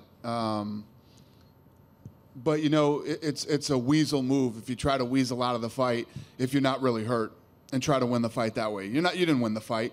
You're not winning the fight. And much respect to Smith for being a stand-up guy like that, because it's a weasel move, and he could have copped out and he could have done it. I think the ref did a good job taking 2 points too. Yeah, and you look at the hand; it was right. Was it? It's one of those things. So much respect to Smith for doing what he did. Dana, I'm curious if you consider Brock an potential opponent for Jon. I think that Brock and Cormier want that fight. So I owe Cormier a lot. Cormier wants that fight. Cormier's going to get it. Okay. What time frame might that be then? I have no clue. I literally have not talked to Brock at all. Okay. He's doing his WWE thing. He's one of those guys, when he's ready, he'll call me. I don't chase anybody around, man. I make fights. And when people are ready to fight, they let me know. And if they're not, we don't talk. It seems like, as dominant as Jon's been, you used the phrase a lot of times, clean out the division. He's cleaned it out many times over. Yep, so there doesn't seem to be a guy that you sit there and say, that's the guy to fight with Jon Jones. So do you push him to heavyweight? Like, what do you do with him to get a... You don't want to see Thiago Santos fight Jon Jones? No? No, I didn't say that. Kevin Ellie doesn't want to see it, but I do. I didn't answer the question. Yeah. That means no. I'd maybe rather see him fight Brock, but that's just me. You'd rather see him fight Brock than Thiago Santos, right? I think Brock, we don't need to have a debate here. All right. We'll ask questions. Do you see him shortly at heavyweight? I don't know. He doesn't seem too excited to go to heavyweight. I'm not pushing anybody to do anything. It's like when guys don't want to fight. It's like, what fight I want to see bad? I wanted to see Max Holloway versus Tony Ferguson. But I can't make Tony Ferguson fight. I couldn't make Colby Covington fight when we offered him the fight. I can't make these guys fight. You either want to fight or you don't. Couldn't make, when somebody wants to retire, I don't ever tell them. The only guy I've ever told not to retire was Daniel Cormier. Because I think Cormier's the best right now. I think he's one of the greatest mixed martial artists of all time. I think he's the greatest heavyweight ever. And I don't think he should retire. That's the only guy I've ever said don't to, or ever intervened whatsoever. If you don't want to fight, my advice to you is don't fight. So, and with Jon, like he's that kind of guy that it seems like he's such a big star that he rises to the occasion, knocking out DC and the thing. And so that's why I say, No, you're right. I'm not sure how he would view Santos, but I know how he would view Brock Lesnar or DC. Yeah. And that's why I say. I love the Thiago Santos fight. I love that fight. I would love to see him versus Jon Jones. The Brock fight is Cormier's. When Cormier's healthy, that's his fight.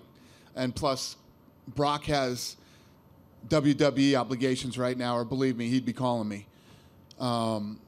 So that's the fight to make. I don't look at these fights like, you know, I look at the ones that I have. What do I have available right now? So one you have available is Ben Askren. The one thing I just don't understand. He said you won't talk to him. Why won't you talk to him? Oh my God, this is crazy. So he just it's said like Colby Covington thinks I hate him too. I don't know what I do to make people think I hate him. I don't hate these guys at all. I don't talk. Lene, did I not talk to Ben Askren in the back hall when we were walking out for the thing? It's crazy. He said he wanted to talk to you for a half an hour and you wouldn't give him 30 minutes of your time. That dude's nuts. He got punched around a little bit tonight. Did he say it after the fight? He said that right? Yeah, he got punched around a little bit tonight. That's crazy. He's never asked me for 30 minutes. Okay. Ever. And then I've never, ever turned down a fighter that's asked me, can we talk? Never once have I ever turned down a fighter. Even Tito. It's true. Never done it, ever. And then lastly, you know, Usman came in and talked about, you know, just trying to make an impact, you know, using his platform as the world champion to, you know, help people in Africa and whatnot. Do you think he has that kind of, you know, ability to do that, to like make a difference? And will MMA become more of a sport in Africa with you have 3 African fighters that are very big stars in the UFC? Do you think that Africa could be a place where you start to see more fighters come from? Absolutely, yeah. No, I mean, these guys were telling me that the level of talent out there is insane right now. You know, Israel was saying, when you go there and you see these kids that are there, and I imagine, because you guys know, most of you guys have been in the fight business all of your lives, and any places that have poverty, some of the hardest people in the world come out of there. So it wouldn't surprise me. And I think the fact is that, you know, probably up until 10 years ago, they probably didn't even know what MMA was. Hey, Dana, here in front. Curious, what do you make of Johnny Walker? You know, 3 KOs in the UFC. The only time he gets hurt is in the post-fight celebration. Yeah, this kid's awesome, man. This kid's special. And I think that I wish he would stop doing that shit after. There's no upside to celebrating like that after. You know, the kick worm or whatever the hell that thing is that he was trying to do. It's just unnecessary. You don't need to do it. What you did already was impressive enough without the kick worm. I'm hearing that he's okay. I'm hearing, because it's all I've been terrorizing the medical staff about tonight. They're going to wait till Monday to get him an MRI because he said he was fine. All the symptoms look good after the fight, so hopefully that's true. He keeps saying he wants to wait a good amount of time before getting kind of thrown into the top contenders, but this guy wants to fight. This guy wants to fight every weekend, which I love. You know, when you are a rising star and you have the talent that guy has, staying active is the best thing you could do for your career. So, I don't know. We'll see. Yeah, we're not looking to throw him in against anybody serious anytime soon. Getting back for a second to Ben Askren, outside of the other stuff, was there anything in the cage that impressed you, or what was your thoughts about him actually, his performance? About who? Askren. Askren? Yeah. Well, obviously Askren's tough as nails. Lawler hit him I mean, you guys saw him after. He looked like he got hit by a bus, and you know that damage was done in the first few seconds of the first round. And he came back. I don't agree with the stoppage, like I said earlier, but it happens. These things happen, and he's a tough guy. Yesterday, he came over to you at weigh-ins before the face-off, and you extended your hand to shake his hand. He didn't shake your hand. He was saying something to you. What was that? It was a very strange interaction you guys had. What was that all about? Shit, I don't even remember. I don't remember what he said, but I don't remember that I went to shake his hand, but he was telling me something in the middle of all of that, and I don't know. I don't remember what he was saying. It was nothing serious, though. Nothing Nothing worth telling you guys. I don't even remember. It was nothing serious. I think he wants you to go back at him more. He wants to start that rivalry. Yeah, it's not there. It's not there. I don't dislike the guy. You know, I said some shit about him 5 years ago that obviously hurt his feelings really bad. And you know, this guy talks shit about everybody. I said something about him 5 years ago, and he can't get over it. I do not dislike this kid. I mean, that's why he's here. I brought him in, and you know, he weathered that storm tonight and hung in there, and he's a tough guy. And I look forward to seeing him fight again. Last thing for me, Cody Garbrandt is a guy, you know, a year and a half ago, he was a guy that the UFC is pushing very hard, very marketable kid. 3 losses in a row now. What do you think the issue is with Cody? Yeah, the issue with Cody is, man, he just won $50,000 tonight. I mean, that kid is fun. He's fun to watch. And he got clipped, and he got hurt. And I think he just went into war mode, man. He knew he was hurt. So he said, I need to take him out right now. And he just started bombing, trying to finish that fight. And it was one of the most exciting few minutes of a fight that I've seen in a long time. You know, he's that kid. He gets clipped, he got hurt, and he went into war mode. Thank you. Hi, Dana. Hey, buddy. Here. Hey. I'd like to hear about Thiago Santos. Why do you think Thiago Santos is the best fight for Jon Jones, or a good fight for Jon Jones? Well, who else do you think should fight him? I agree with you. Other than Brock. Kevin only wants Brock. Who do you want? I would prefer Thiago. Who? I would prefer Thiago. Who do you say? Thiago. Thiago. Oh, good. All right, we're on the same page then. All right, your question sounded like you wanted me to pick somebody else. No. Okay. I just... Listen, Thiago looks unbelievable at that weight. He's big. I like his fighting style. And when you put Jon Jones in those type of fights, Jones shines. Jones sort of is one of those guys who rises to the level of his opponent, you know? And Smith is usually a very aggressive guy. But when you think you know what you're going to do until you actually get in there with Jon Jones and start fighting him. You know, tonight you saw flashes of brilliance with Jones. Some of the combinations that he put together and threw, I turned around and looked at Zac Efron and said, Jesus Christ, this guy's so fucking good. I mean, you guys had to say it a few times during this fight tonight, man. Some of the shit that Jon Jones threw is ridiculous, you know? And I think that Thiago Santos is the type of guy that's going to come in, be aggressive, move forward, and give you the kind of fight that you're used to seeing Jon Jones in. And thinking about another Brazilian, how do you see Johnny Walker's future? So bright.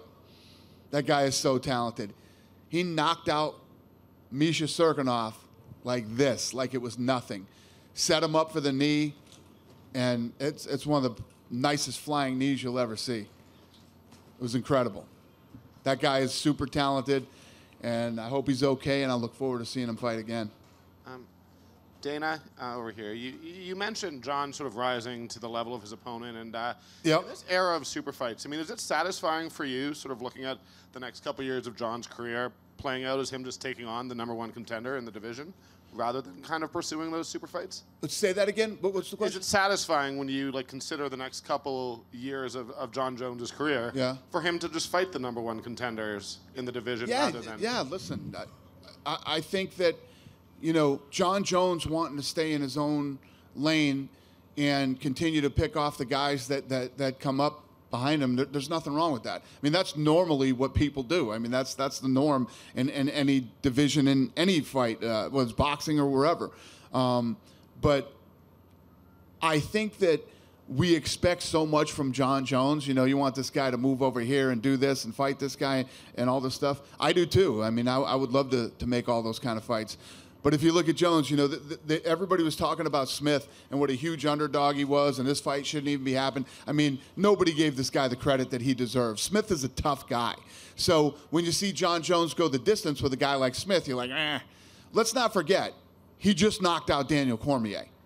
And I told you, I think Cormier is the greatest heavyweight ever, and I think Cormier is one of the greatest mixed martial artists ever. and Jon Jones just knocked him out. So Jones is definitely one of those guys that raises to the level of his opponent. You throw a killer in there with Jon Jones, Jones fights like a killer. And then just one more quickly. Just there's been a lot of talk about sort of West African fighters. There are 200 million people in Nigeria. I mean, is that a market that you kind of look at and think that's intriguing? Yeah, that's a good one. But weird thing, little fact you guys might not know, but for like, I don't know how many years, we've had a TV deal in Africa. And that's definitely helped build the sport, but the numbers that we pull in Africa are incredible. We've been pulling big numbers there for a long time. So the fact that, you know, these guys are crazy talented and guys are starting to pop up left and right, it definitely makes sense. Hey, Dana. Hey, what's up, buddy? What surprised you more, Usman's performance or Woodley's performance? Woodley. I expected Usman. I like I said, after the RDA fight, yeah, Woodley looked less than flat tonight. He looked just, I don't know. What did he come in here tonight? Yeah. And what did he say? What was the reason he have an excuse on why he looked bad? Yeah. Yeah, I didn't know if Woodley was going to come in here and, you know, say he was hurt or he was something happened or something like that happened. But yeah, he didn't look like Woodley tonight. He looked flat. I mean, he completely got out wrestled all night. He, you know, but I figured this would be what I loved about this fight and what I thought was going to make it a great fight is that I knew Usman would go after him. You know, normally Woodley's so fast with his hands and he's such a good wrestler that you know, most guys can't do both with him. Usman could do both. Usman could wrestle with him, but I didn't expect Usman to go in and absolutely dominate him the entire time wherever he wanted to go. No, I didn't see that coming. And then last question, Edmond Tarverdian asked me about the performance bonuses, and when I told him who got it, he seemed a little disappointed. No, you know what? As he should be. As he should be.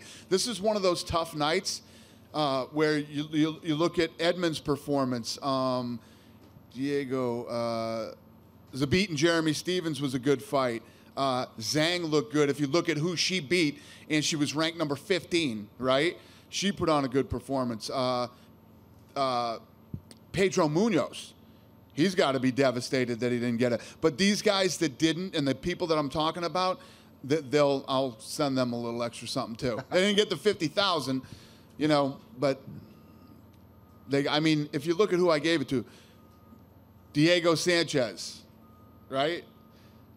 Johnny Walker, and Garbrandt and Munoz for the fight of the night. I mean, it's pretty tough to debate. What'd you think of Shabazi? I mean, if you look at Usman, Usman just dominated Tyron Woodley for every second of that fight. Right.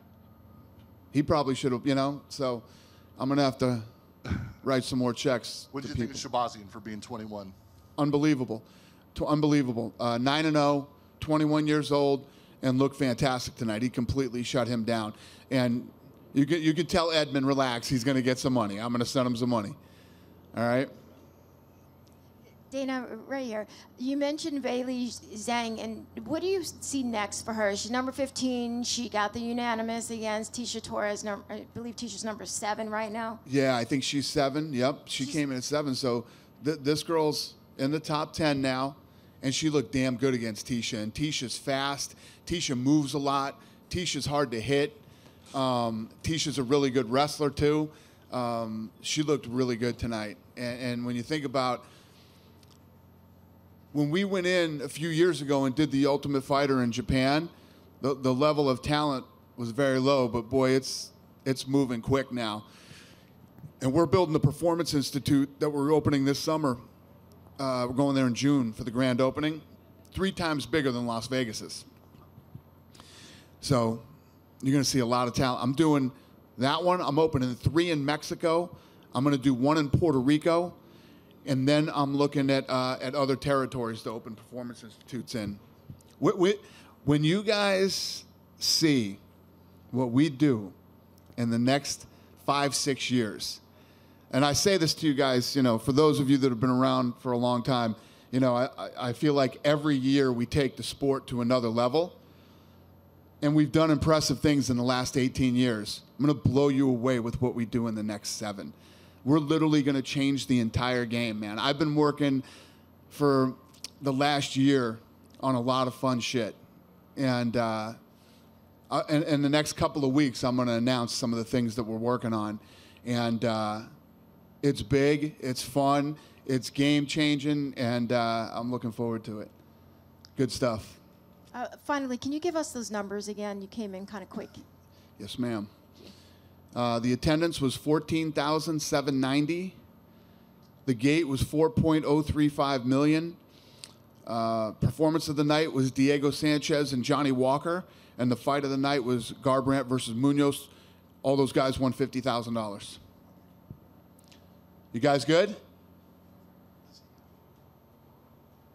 No? Yeah, go ahead. Let's get him a mic.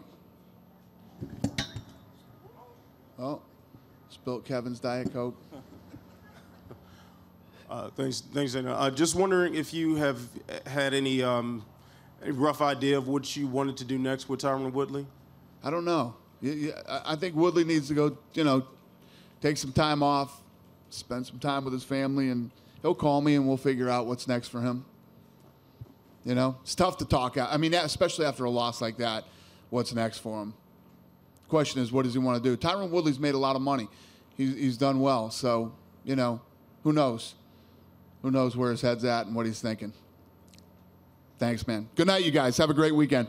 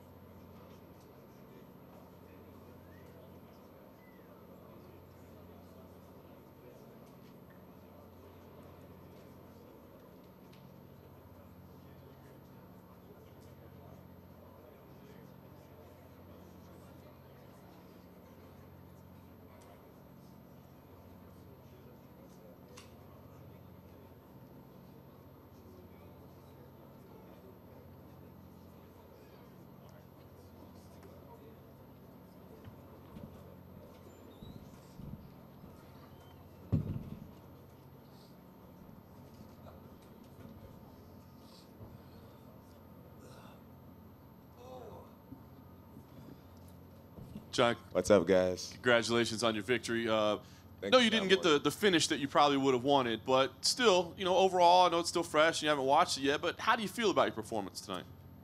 I feel good. I definitely would have liked to finish the fight. I definitely felt as if I slowed down in the 5th round, which is something that's uncommon for me. But I do feel good.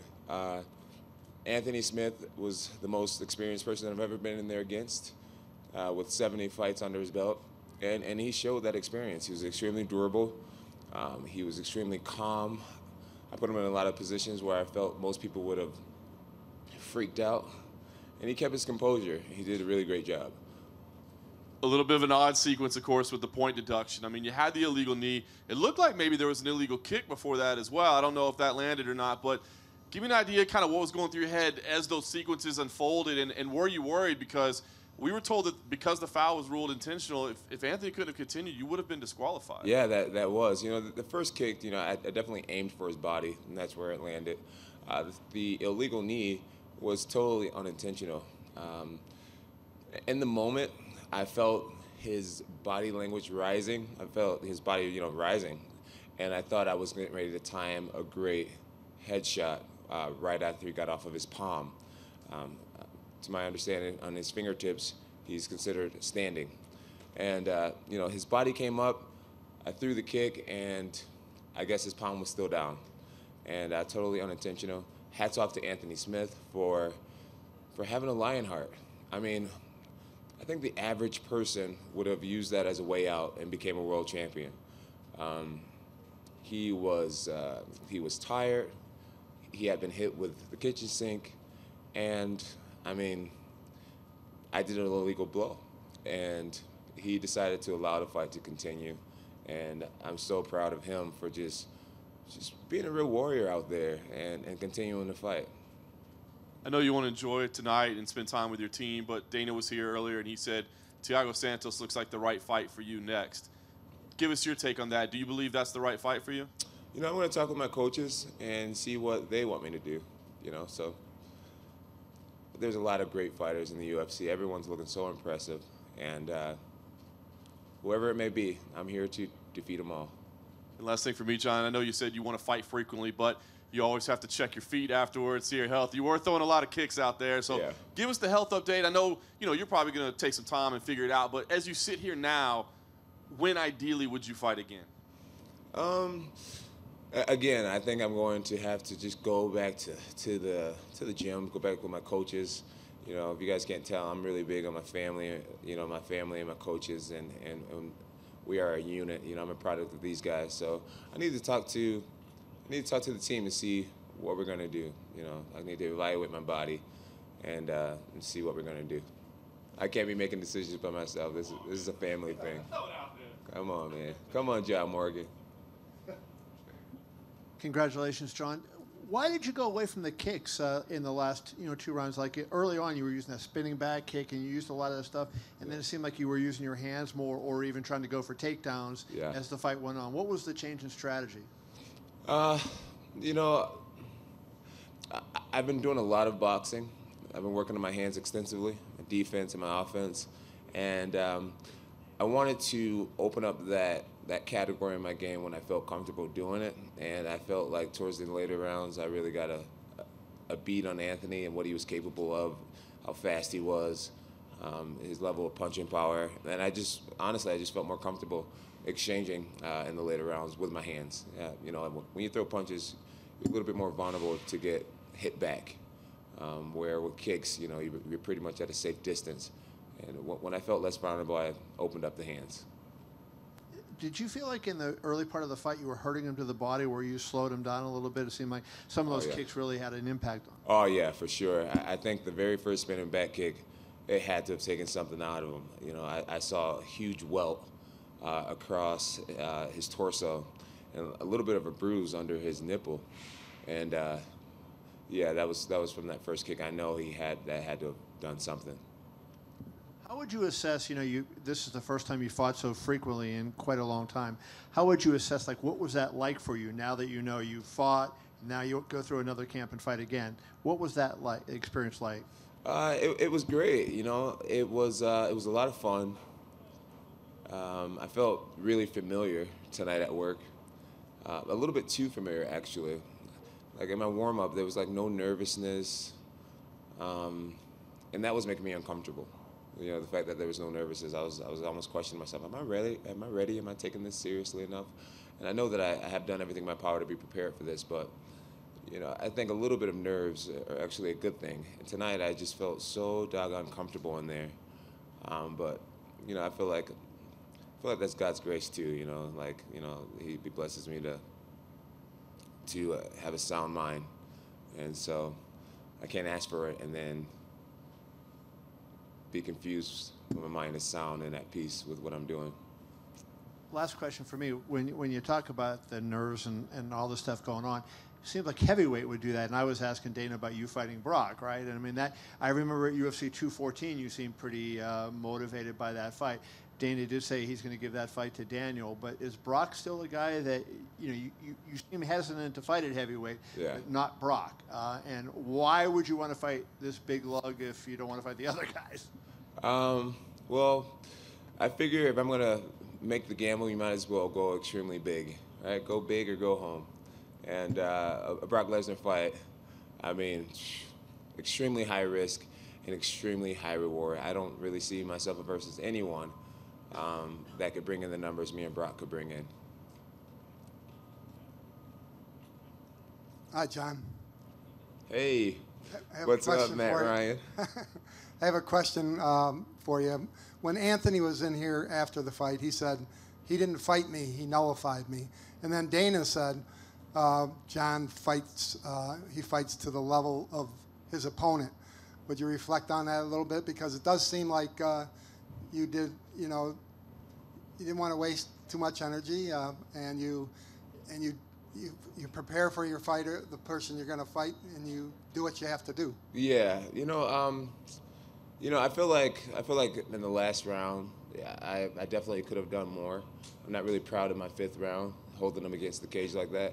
But at the same time, there's a beloved Randy Couture who made a whole career out of the way I fought in the last round, holding people against the cage and just chipping away at them. I totally fought Anthony. If you look at the stats will show that I totally fought Anthony. And I feel like it was his job to get off the cage. It was his job to make it a fight. He was the one losing. Anthony's very durable, and he's known to come back and win, even in the worst situations. You can beat the crap out of him for 3 rounds, and at the very end of the 3rd round, he can knock you out. He's known for that. So in a world championship fight, if he's going to allow me to hold him against the cage, I'm going to do that. At the end of the day, it's about impressing the fans and being entertaining. And I have a lot of pride in being that. But I feel like rounds 1 through 4 was what the fans wanted to see. And the 5th round was for me in my camp, just to take home that new belt. Jon, what was it like for you? I mean, you've been through everything you've been through over the last few years, and yet you go into this moment in the 4th round where you're waiting on your fate to be determined once more by Herb Dean. What were those seconds like for you?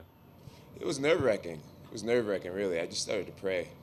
I was just hoping that it wouldn't go down like that. I had flashbacks of the Matt Hamill fight, and I was just thinking, oh my goodness, please tell me this isn't going down like this. And I was just looking at Anthony, and I felt like we locked eyes at a moment, and I kind of gave him one of these, like, yeah, you're all right, like, get your ass up. And sure enough, he showed the heart of a lion. Hats off to Anthony, man. He could have done it the easy way, and took that option out. But instead, he stayed in there, and I owe him a beer. At least a beer. Yeah, and the other thing I wanted to ask you is that, like Dana's talked about Thiago Santos being next for you, and I think, like, the reaction's like, how do you view it? I mean, I know you want to stay in this light heavyweight division, but where you are in your career, isn't there some thought to taking on the most high-dollar fights that you can take on as well? I think all these younger fighters should get their opportunity at a world title. When you sit in my position, it's like, who am I to deny people? But I'm not going to really talk ahead too much. I'm going to get with my coaches, and we're a close, tight-knit family, and this career is not mine; it's all of ours. And we're going to talk about who we want to fight next, what we want to do next, and just play it like that.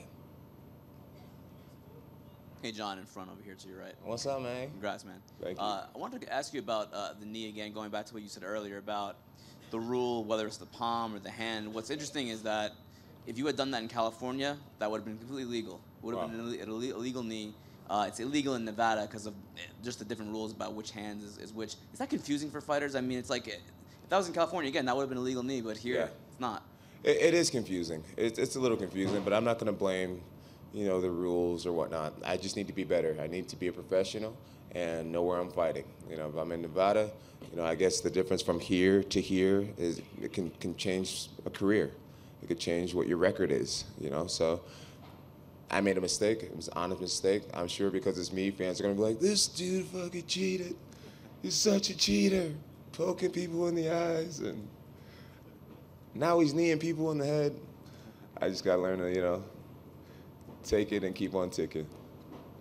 I'm curious, what was, I don't know if you watched that earlier in the fight, Johnny Walker, light heavyweight in your division, had another impressive knockout. What are your thoughts on him? It's like, is he like the next coming of a Jon Jones type guy? And I think there will only be one Jon Jones.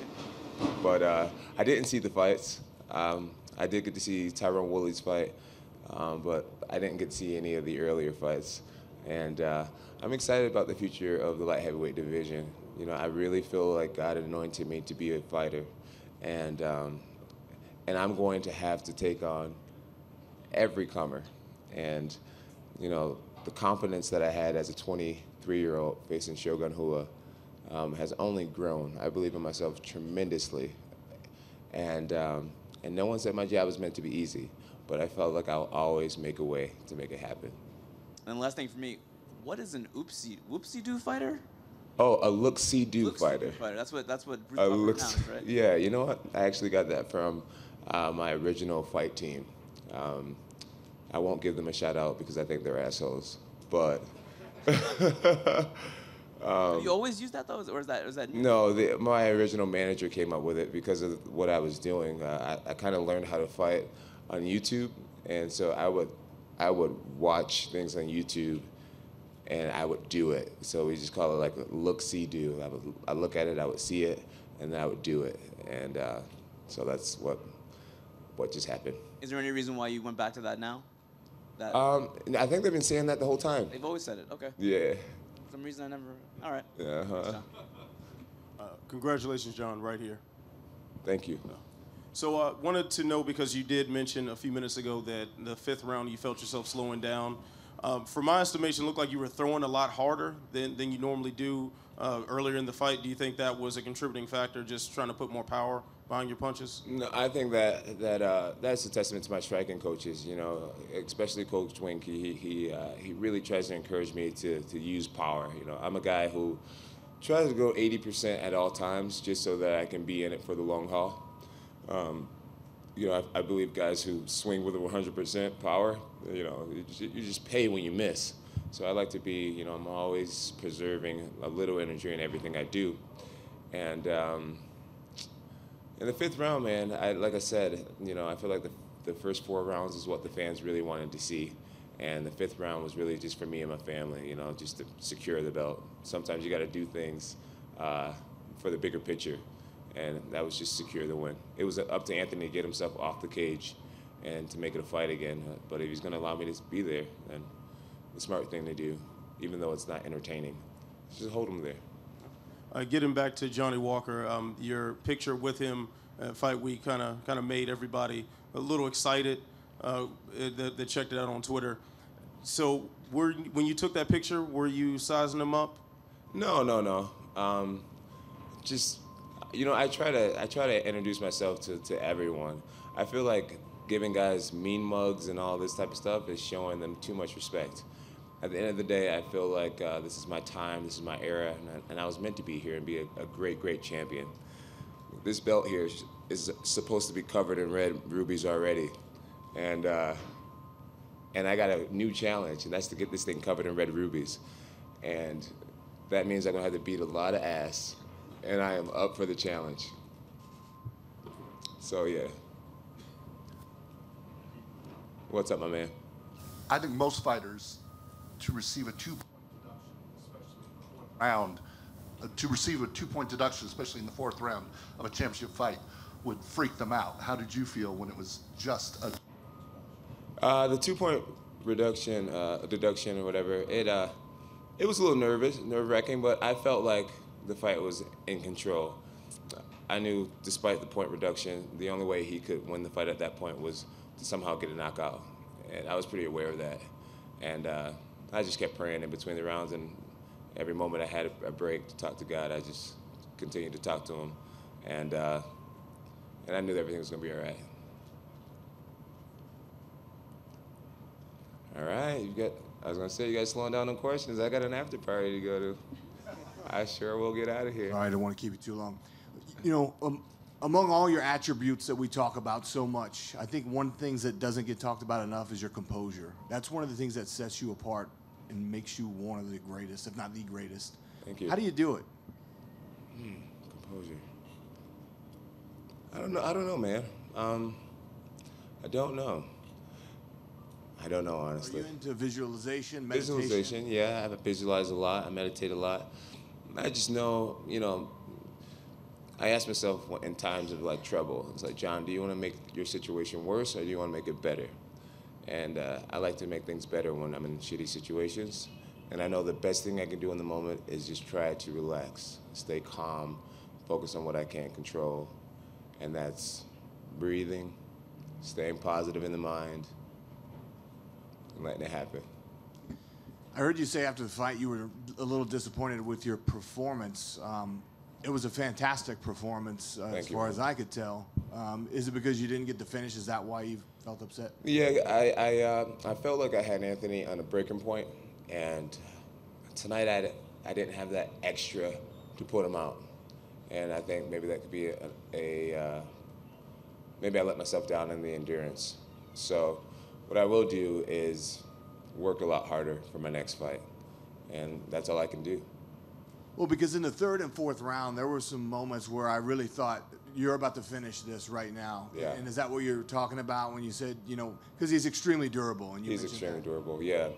There was moments like when he was sitting on his butt, and I had him against the cage. I was throwing lighter punches, and there was moments where I had him in the front headlock position, and I had his back, and my punches weren't effective enough. And I think that was strictly related to cardio.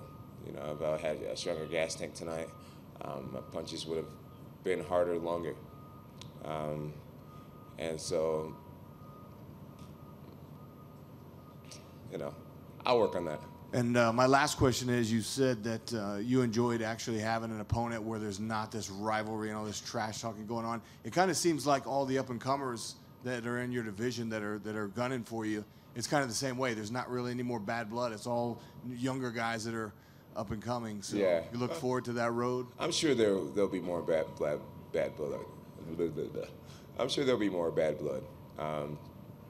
As of right now, there's no immediate opponent, and there's no real storylines going on. But I'm sure once a fight gets announced, things will spice up nicely. Well, I saw you photographed with one of your old rivals in Rashad Evans. Yeah, that was great. So has that? Rashad's the man, dude. You mended fences there with him? Yeah. Obviously the relationship will never quite be the same, but I respect him so much. What he's done in the sport, he was one of the original guys I looked up to, and I just think he deserves respect. He's a classy guy. He's carried the sport very well, and he has my respect despite our history. Thank you. Thank you. Well, guys, it's been awesome. I hope you guys have a great night. I hope you guys had a lot of fun. Thank you to all the fans who watched. Love you guys. Thank you to all my haters for inspiring the shit out of me. And feel free to make it to my after party. Information is on my Instagram page at Johnny Bones. Deuces.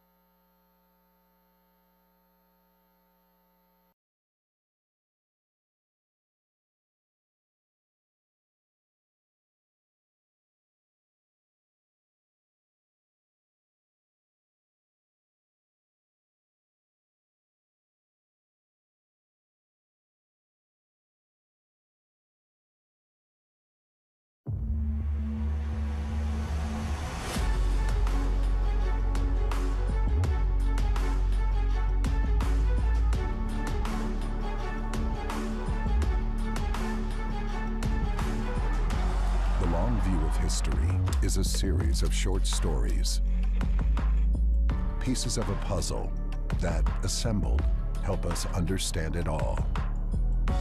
How the great ones rose, where they came from, and how they endure.